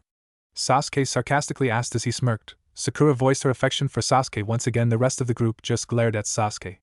It was this point all attention was adverted to a small boy wearing a beach hat who walked into the room. He looked very depressed and depressing like he used to. Naruto noticed the small boy known as Inari walk into the room. Naruto smiled at Inari. He knew what was coming. Hey there kid, what's your name? Naruto asked kindly. Inari scowled and gritted his teeth when he was asked this question. It's none of your business, Inari shouted in rage. Naruto wasn't expecting this. What was happening? Things were changing. Inari was never this bad. Tsunami never kept staring at him, and Tazuna would regularly insult him until he proved himself. Not to mention the chakra in the woods. Was he changing the future without realizing it?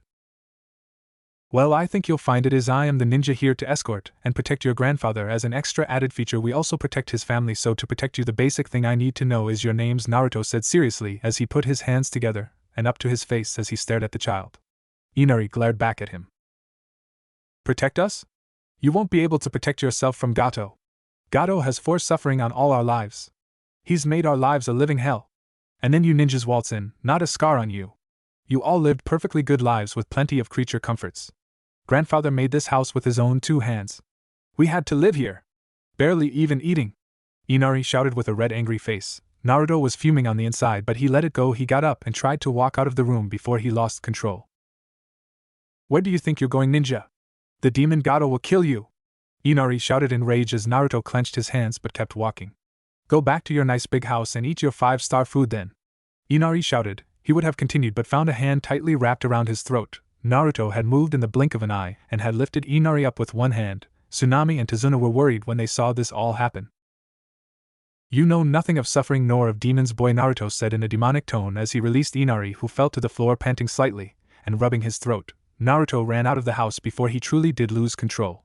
Kyuubi ran after him to bring him back. The other girls were straining so hard from getting up and slapping Inari, but they would realize that if they did then Naruto wouldn't be happy. Tsunami got up and checked on her child while Tazuna was still speechless. Why'd he do that?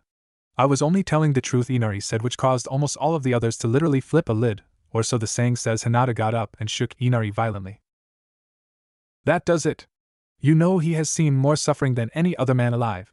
Hinata screamed at the frightened child. He is a damned ocean of what real pain is. Hinata carried on as tears welled up in her eyes. You have no idea what that boy has been through. Hinata began to sob as she carried on shaking the dizzy boy. Ino and Kurenai dragged Hinata away as Enko held back Kiba and Shino. Gensi was fuming, but she decided that Hinata would deal with all of this. She decided that she would held side back, who was strangely angry. He didn't even know Naruto yet he was angry at what Inari said. Kurenai took Hinata off to the side while Hinata sobbed into her previous lives friend and sensei's chest. Ino soothed her by rubbing her back. They felt her pain, but they held their own back. They had seen what Naruto held beneath his shirt. It wasn't a pleasant sight. Flashback. Previous life, when the Konoha 12 were all 17 years old. Naruto and the rest of the Konoha 12, minus Sasuke Uchiha, were in the hospital ward waiting. Naruto had just beaten Orochimaru and most of the Hidden Sound village. Kabuto had also died by Naruto's hands. Sasuke, on the other hand, was spared by Naruto. Naruto had the perfect chance to kill Sasuke and end his life, but he couldn't do it, so as he tried to leave to return to Konoha, he was assaulted by the angry Uchiha. Sasuke had plunged a Chidori through Naruto's stomach. And to add that little extra kick to the groin, he used a poisonous dagger that entered his bloodstream. Kyuubi's chakra wasn't working because Naruto had used it all in killing off the entire Sound village. The poison spread fast as Sasuke retreated. He would have finished the job had he not seen the Konoha medical team arrive. Sasuke fled into the forest until exhaustion and chakra depletion claimed him. Naruto, on the other hand, collapsed to the floor as he welcomed the seeping black that swirled around the edges of his eyes. Konoha Hospital, 10 hours later. Naruto laid on the hospital's bed. He was still unconscious, presumed to be in a coma when in actuality he was in his mind while Kyuubi healed both her container and her chakra supplies. Hinata, Ino, Kurenai, Enko, Tsunade, Shizen, Temari, Tenten, Isaribi, and Cheyenne were all in his room as they watched him breathe. His breaths were raspy and he sweated quite a bit. They were told that it was the poison taking its effects. Tsunade had tried to heal him, but the poison clung too deep into his organs to let go. It had a secondary compound which was a close mixture of both titanium and a sort of chewing gum property. Thanks to its metallic properties, the poison couldn't be extracted, and thanks to its sticky nature, they couldn't wash the poison out either. Hinata and Cheyenne held either hand as their watery, red puffy eyes watched him, eyes begging him to wake up. The other sat near him and watched his face contort with pain every now and then. Sometimes the pain got too much and Naruto would let out a scream of pain or a grunt of agony. This would make some of the girls sob while they watched the man they loved go through extreme pain. Naruto suddenly let out a great shout of pain as he started to bleed from his eyes and ears. Tsunade, who acted quickly, ripped Naruto's shirt off to see if she could help regenerate any more tissue. Tsunade had never operated on Naruto and had never seen him take his jacket off, but the sight she saw would haunt her for the rest of her waking moments. On Naruto's stomach were scars, some deep, some shallow, but all of them seemed to be done with malice and hate. Pure undeniable anger drove the people who did this to Naruto. On his front they could see someone had wrote demon, and slightly below it scum. It was truly a horrific sight. The scars seemed to have been stretched and aged. Obviously Naruto had these scars at an early age. Tsunade snapped out of her shock and horror and began to pump green chakra into his body. Naruto grunted in pain. The extra chakra helped Kyuubi to pump her chakra freely through Naruto's, thus healing him rapidly. The poison's toxins were broken down to harmless particles and neutralized by Naruto's blood cells. Helps to know human anatomy, smiley face.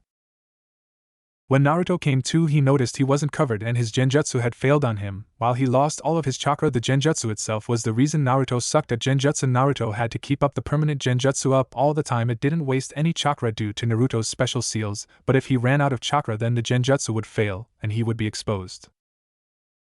Naruto sat up with his back to the edge of the bed. The girls' horror-filled faces made him wince. He knew this was coming. People seeing how hideous his body really was. Naruto knew what was coming. He shut his eyes and waited for either A or B to happen. A being that they would scream in horror and start to try to kill him thinking he was a monster. Or B, being that they would scream in horror and run out of the room screaming for him to stay away. In actuality they flung themselves at him and tried to soothe him as their own tears fell. Why do you have all these scars, Naruto Keikuin? Hinata asked between her sobs. The other girls looked up at him with teary eyes, all wanting to understand. Naruto was shocked at such an act. He was a monster, a demon to be precise. Why would such beautiful girls pay any attention or sorrow for him? Well, when I was younger I was beaten while hunted, to be precise. They saw it as a sick joke to hunt a fox, and when I was 5 they strapped me down and took turns inscribing these scars into me. They used to try and do it on a regular basis, but thanks to Kyuubi's chakra and healing abilities it wouldn't scar, so one day they decided to experiment using a red-hot poker to scar me, and before my wounds could heal they put salt on the wound and used gravel just for the added pain. After that they used it again and placed more salt on the scar so that the scar healed before it could heal the missing tissue, Naruto said sadly with a small smile. The others were devastated. How could one person live through this? But the worst thing so far is they knew there was more to come. Seems as though we're on the subject. I think you all deserve to know all my life. Since as early as I can remember I was pretty much abused. I was denied food at the orphanarium, I was kicked out of all libraries, and most of this hospital's nurses and doctors tried to kill me when I am brought here. That's why I have my own personal nurse and doctor, the only two in the hospital that won't try to kill me while I sleep, Naruto said with another sad smile. The girls started crying harder now. All my life I have been a target for assassins, a liability to a group or community, and I have been beaten, tortured, burned, skinned, hacked, chopped, raped, among other things, Naruto said as a small tear fell from his eyes as he said the last part. The others all went green at that point. They were all a mix of emotions, all having the same thoughts or thinking of doing the same actions. Some wanted to cry out as hard as they could while they held Naruto closer. They also wanted to be sick from hearing that Naruto was raped, and they wanted to ask who hurt him, who starved him, and most of all who raped him. Who? Hinata whispered quietly. What do you mean? Naruto asked quietly. Also, he couldn't bring himself to be happy today, not even his mask would work. Who raped you? Hinata all but screamed. The others nodded and started to clutch a little tighter to Naruto. Their rage and hate was almost visible. I won't tell you. She is a person I must kill, Naruto said as he got a distant cold look. Anko nodded in understanding. She knew what it felt like to want to kill someone yourself. Even if she hadn't killed Orochimaru, he was still dead, but Naruto needed to kill this woman. It was obvious. The others were just slightly relieved he was raped by a female. At least Naruto wouldn't suffer from too much mental trauma. End flashback. To Zuna's house, dining room. Hinata had mostly calmed down now. She had stopped crying and now she sat on the settee with Anko hugging her left side and Kurenai hugging her right. Ino sat down over the three of girls/women's laps as Hinata massaged Ino's lower back, which she moaned as Hinata's nimble fingers worked their magic. Inari was still pretty shook up about what had happened. Sasuke and Sakura decided this was as good a time as any to bash Naruto behind his back. Ha! The dobe ran off crying. Probably crying about the fact that he is nothing to an Uchiha. Sasuke convinced himself his words were the truth. Before he could gloat about it, he found that Anko had launched him out the door. The door thankfully didn't break, but it was slightly shook up and maybe loosened. Sakura saw this as a perfect time as any to be the one to help Sasuke and earn his love. Why did you do that? It wasn't. Sakura didn't continue as Anko quickly punched Sakura out of the same door. I have had enough of your shit. If you continue to bash my man, then I will get Manda to eat your souls.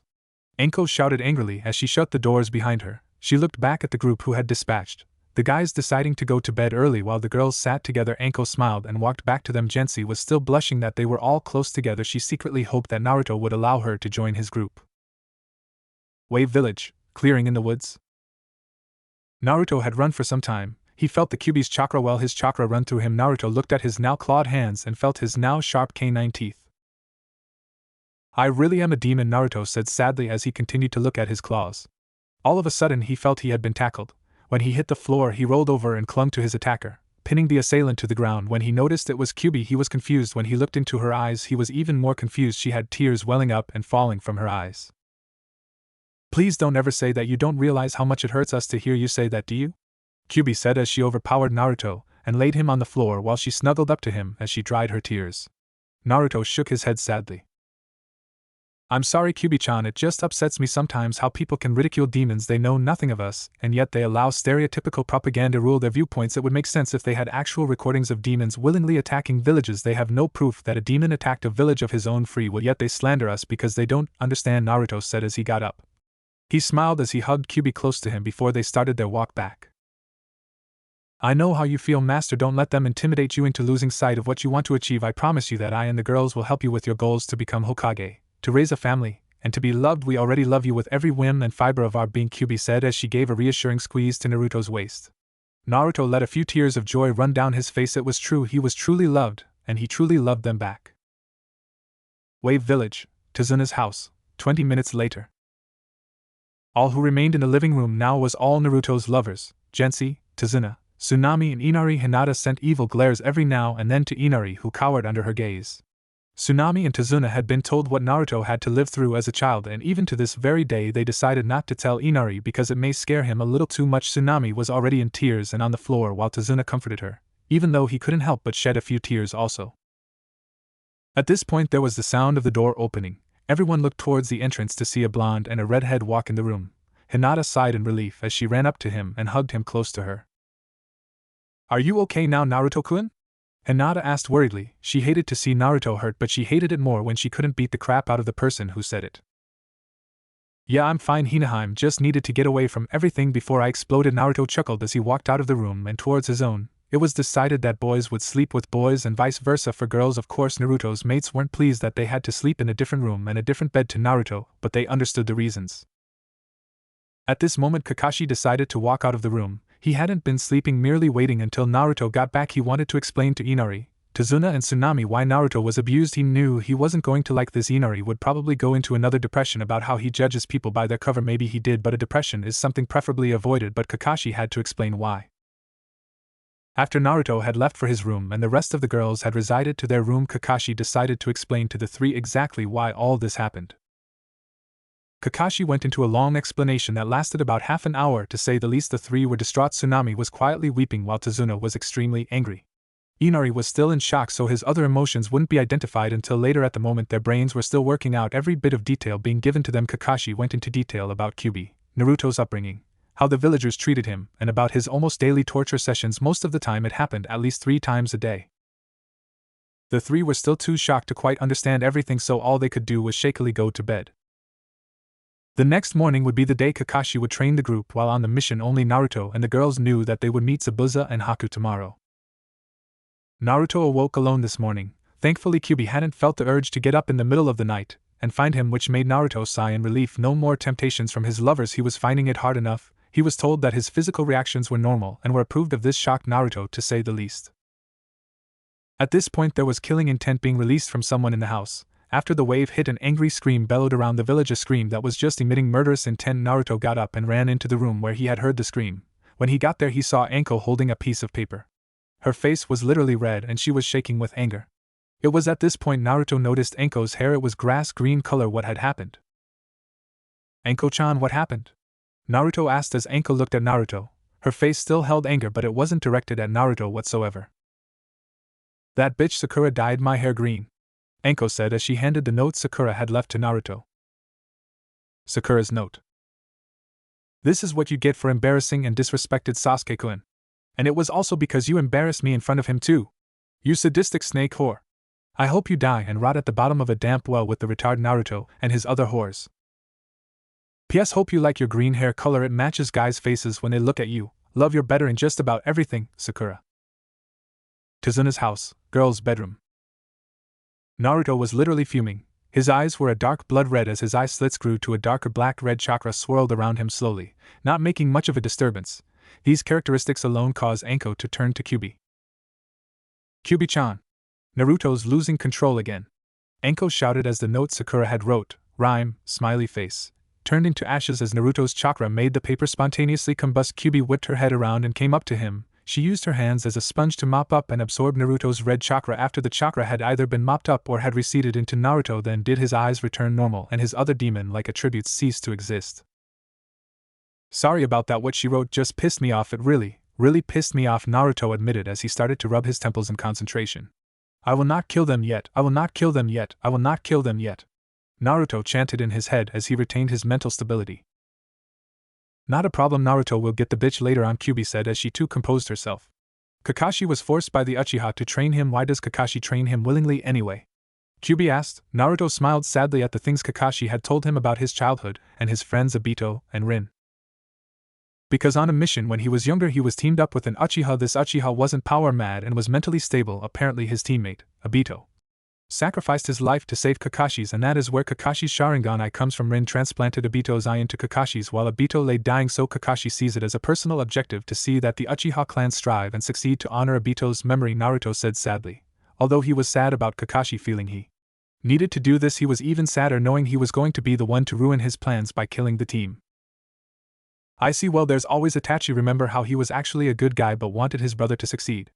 Well, if we say he died on a mission, then he would have no purpose to stay in Akatsuki, although we would probably have to tell him who killed his brother at some point, Kurenai said as she got a thoughtful look. Naruto nodded as he got a thoughtful look too. This idea was rather good. He could bring Itachi back and reform the Uchiha clan, a clan to be ruled by a loyal, strong and intelligent ninja and not a weak emo Avenger team. I'll have to plan this out further later. Right now we have to meet up with the emo and the bitch. If I were you, I'd plan your revenge along the way, Naruto said with a smirk as he saw the twinkles in his lover's eyes. Hi, they said dreamily as they fantasized about torturing the pink-haired girl in any way possible. Naruto gave a chuckle as he saw the happy faraway looks in their eyes. Gensi, Kiba and Shino walked into the room along with Akamaru, who happily chimed in with a bark of greeting. Hey Naruto! Dude, you have to tell me how you get these girls. I'm having some difficulties, Kiba chuckled. I asked like 5 yesterday, and they all rejected me. I'm starting to think I'm undesirable, Kiba mock slumped. Naruto gave off a chuckle. Well, maybe you'd want to work on your pickup lines, not to mention the fact that you basically asked the entire group and not a single person, Naruto chuckled. Kiba sent him a weird look. You're one to talk. You got 5 girls. How come it's different for me? Kiba asked in a slightly disappointed tone. Naruto smirked. Well, I guess I'm just lucky. I'm lucky because I have multiple girls and women who love me. I guess in your case, if you want more women, then you're going to have to prove to them that you're a good person and you care deeply for each individual, Naruto explained with Kiba nodding. Well, it's gonna be hard. We Inuzukas hate waiting. We're too energetic to be patient for more to join, but I do understand that it's the only way. I can totally understand how unfair it would be if favoritism was being used while with multiple mates. I hope I get a damned harem. That would be so cool, Kiba said in his usual hypertone. Before Naruto could continue, Kiba was out of the door. Lack of attention span, he really was a dog. Well, now that's done, I guess we should all start training in our own regime. Shino, could you please get Kiba back and bring him to the spot near the lake?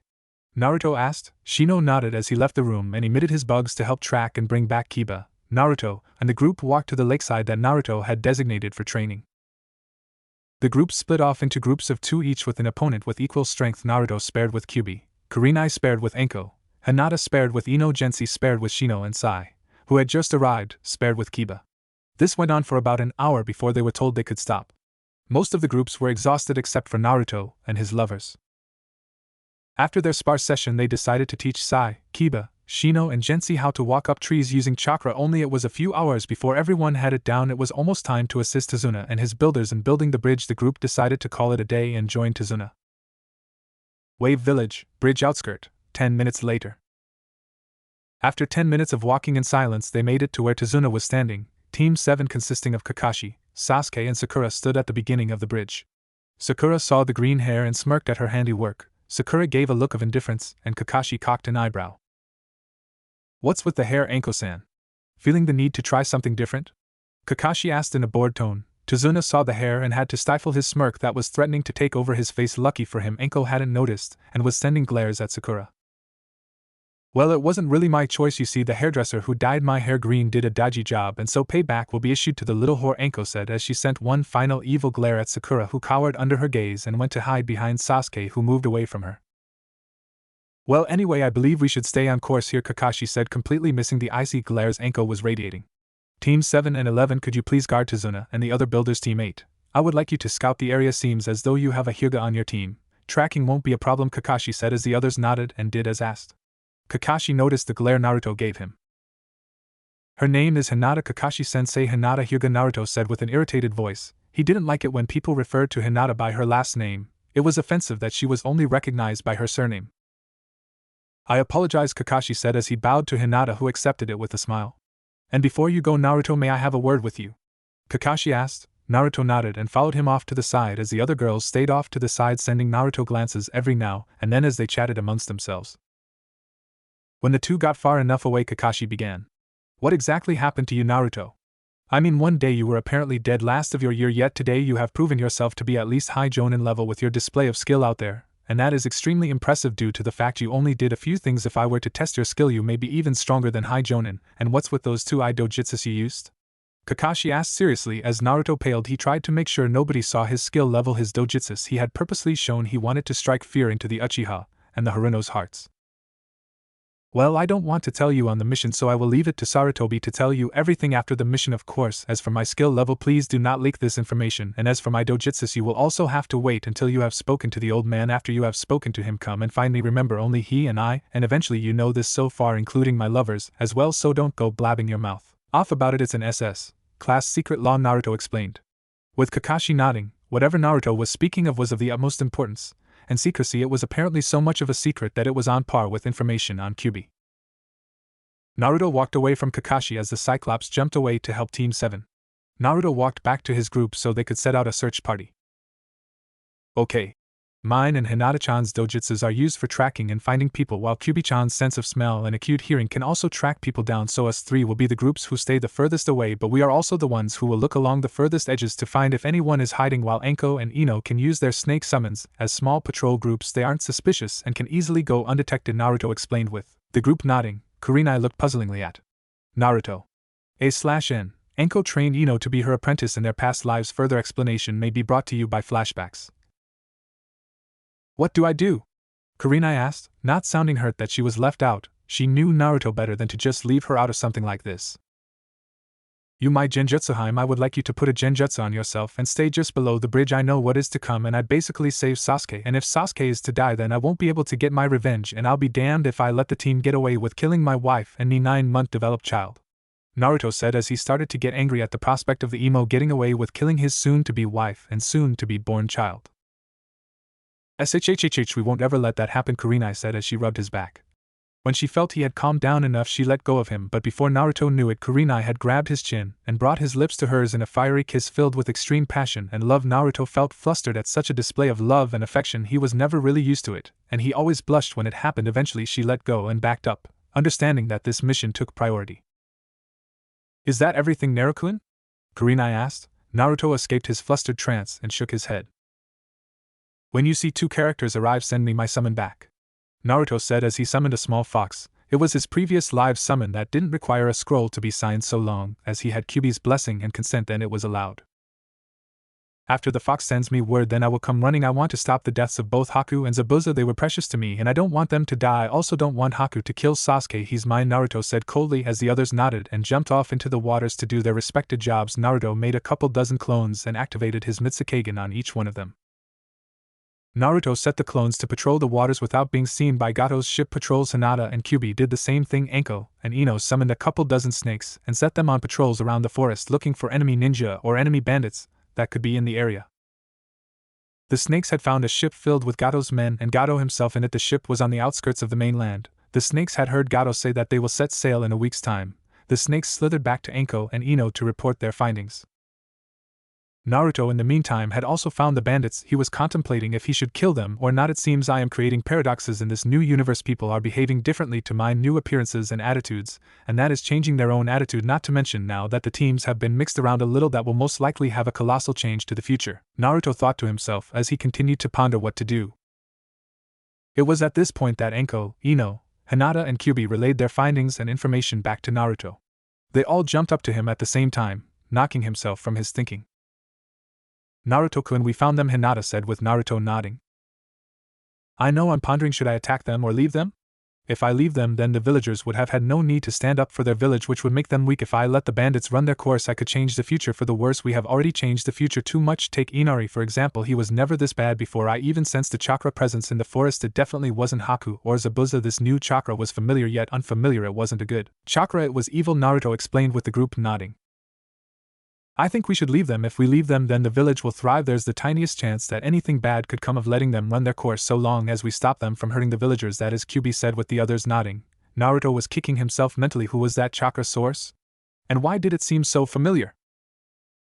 While Naruto was still thinking, a small fox ran towards him. The fox leaped up onto his summer's shoulders and licked his cheek. The girls had gleams in their eyes as they watched the cute little baby fox lick their love's cheek. Naruto snapped out of his stupor and acknowledged the fox. Hey Ibi-chan, what's up? Naruto asked. The fox barked in a cute yelping voice. Naruto would have chuckled if he didn't understand the fox, but thanks to the pact he made, he could understand foxes like Kiba could understand dogs. Naruto-sama, Zabuza-san and Haku-san have arrived on the scene. Kakashi is fighting Zabuza and Sasuke, and Kiba are fighting Haku. Haku seems to have trapped Sasuke and Kiba in an ice mirror. Igligensi, sigh. Sakura and Shino are defending the client. Well, I guess Sakura is actually banging on the mirror, screaming for Sasuke to be safe. She abandoned the client just to be another nuisance. You were right, master, she is an idiot, the cute little fox said. Naruto's face dropped, and he nodded to it. The fox nodded back in understanding and poofed out of existence. Naruto faced the others. Okay, it seems Haku and Zabuza have arrived on the bridge. I'm going to put my plan into action. I know how this will all work out. This plan is foolproof and has no flaws to it. Now you all understand what is needed to be done? Naruto asked. They all nodded. Then I will immense project. Fuck up the emo and his horn, Naruto said with great amusement. The others gave a giggle at the name. They all ran towards the bridge at high speeds, equaling to Jonin level, although you couldn't tell they were able of it just by looking at them. The Great Bridge, meanwhile. Kakashi was at neck and neck with Zabuza during their battle. Kakashi had used a lot of his jutsus and was starting to get chakra depletion. Zabuza was also suffering from great chakra depletion. This battle was anyone's now. Even an academy student with a kunai could kill the two almost effortlessly. Why don't you give up, copy ninja? Zabuza asked as he breathed deeply to bring the much-needed oxygen into his deflated lungs. Kakashi gave him another lazy-eyed smile as best he could. Why not, you demon of the mist? Kakashi asked, slightly slurred and incoherent. Zabuza smirked. It seemed that he was the best for wear out of the two of them. It's time to end this, Zabuza said as he brought his sword out and swung it, barely missing the dodging Kakashi, who threw a couple of kunai at him as he sailed through the air. Zabuza barely parried them with his infamous sword, the Executioner. This is the actual name for the sword in canon, look it up, smiley face. Kakashi landed poorly. Indeed it is Suetun, Manako Sono Dorigan. Eye of the Dragon, Kakashi said as a third eye came into existence behind Zabuza. All of Kakashi's chakra went into the jutsu, so he slumped down. Zabuza smirked, thinking he had won. But little did he know that the third eye had paralyzed him and was slowly taking all of his chakra. It only took a few minutes for Zabuza to fall unconscious due to his chakra depletion. The mist started to recede. Sakura turned around and saw Kakashi and Zabuza limp on the floor. She rushed over to the two, but being the pink-haired idiot she didn't even check to see if her comrade was okay or not. She simply screeched a retarded battle cry that would have brought even the deaf to clutch their ears. She ran to where Zabuza was, but before she could execute Zabuza, a snake enveloped around her entire body, snaring her and keeping her in place. Sakura, Zabuza here is to be questioned and to be brought back to Konoha. Attacking him would result in treason, and attacking him after I told you not to would be mutiny. If you have a problem with this, then speak to the Hokage about it. This requires none of your input, Anko said sternly as Ino went up beside Zabuza and began to heal him. Kurenai jumped up and ran over to Kakashi and started to heal him. Sakura was fuming. But he and that little whore attacked Sasuke Kayuen. Look, she's still attacking him. Do something, Sakura screeched as the group held their ears in obvious pain. Shut up, you spoilt little diva. We have people trying to save him as we speak. But if you didn't notice, Kiba's in there also. It's not all about Sasuke. Now if you want to be useful and productive, go over to Tazuna and do the job you were given. Guard him.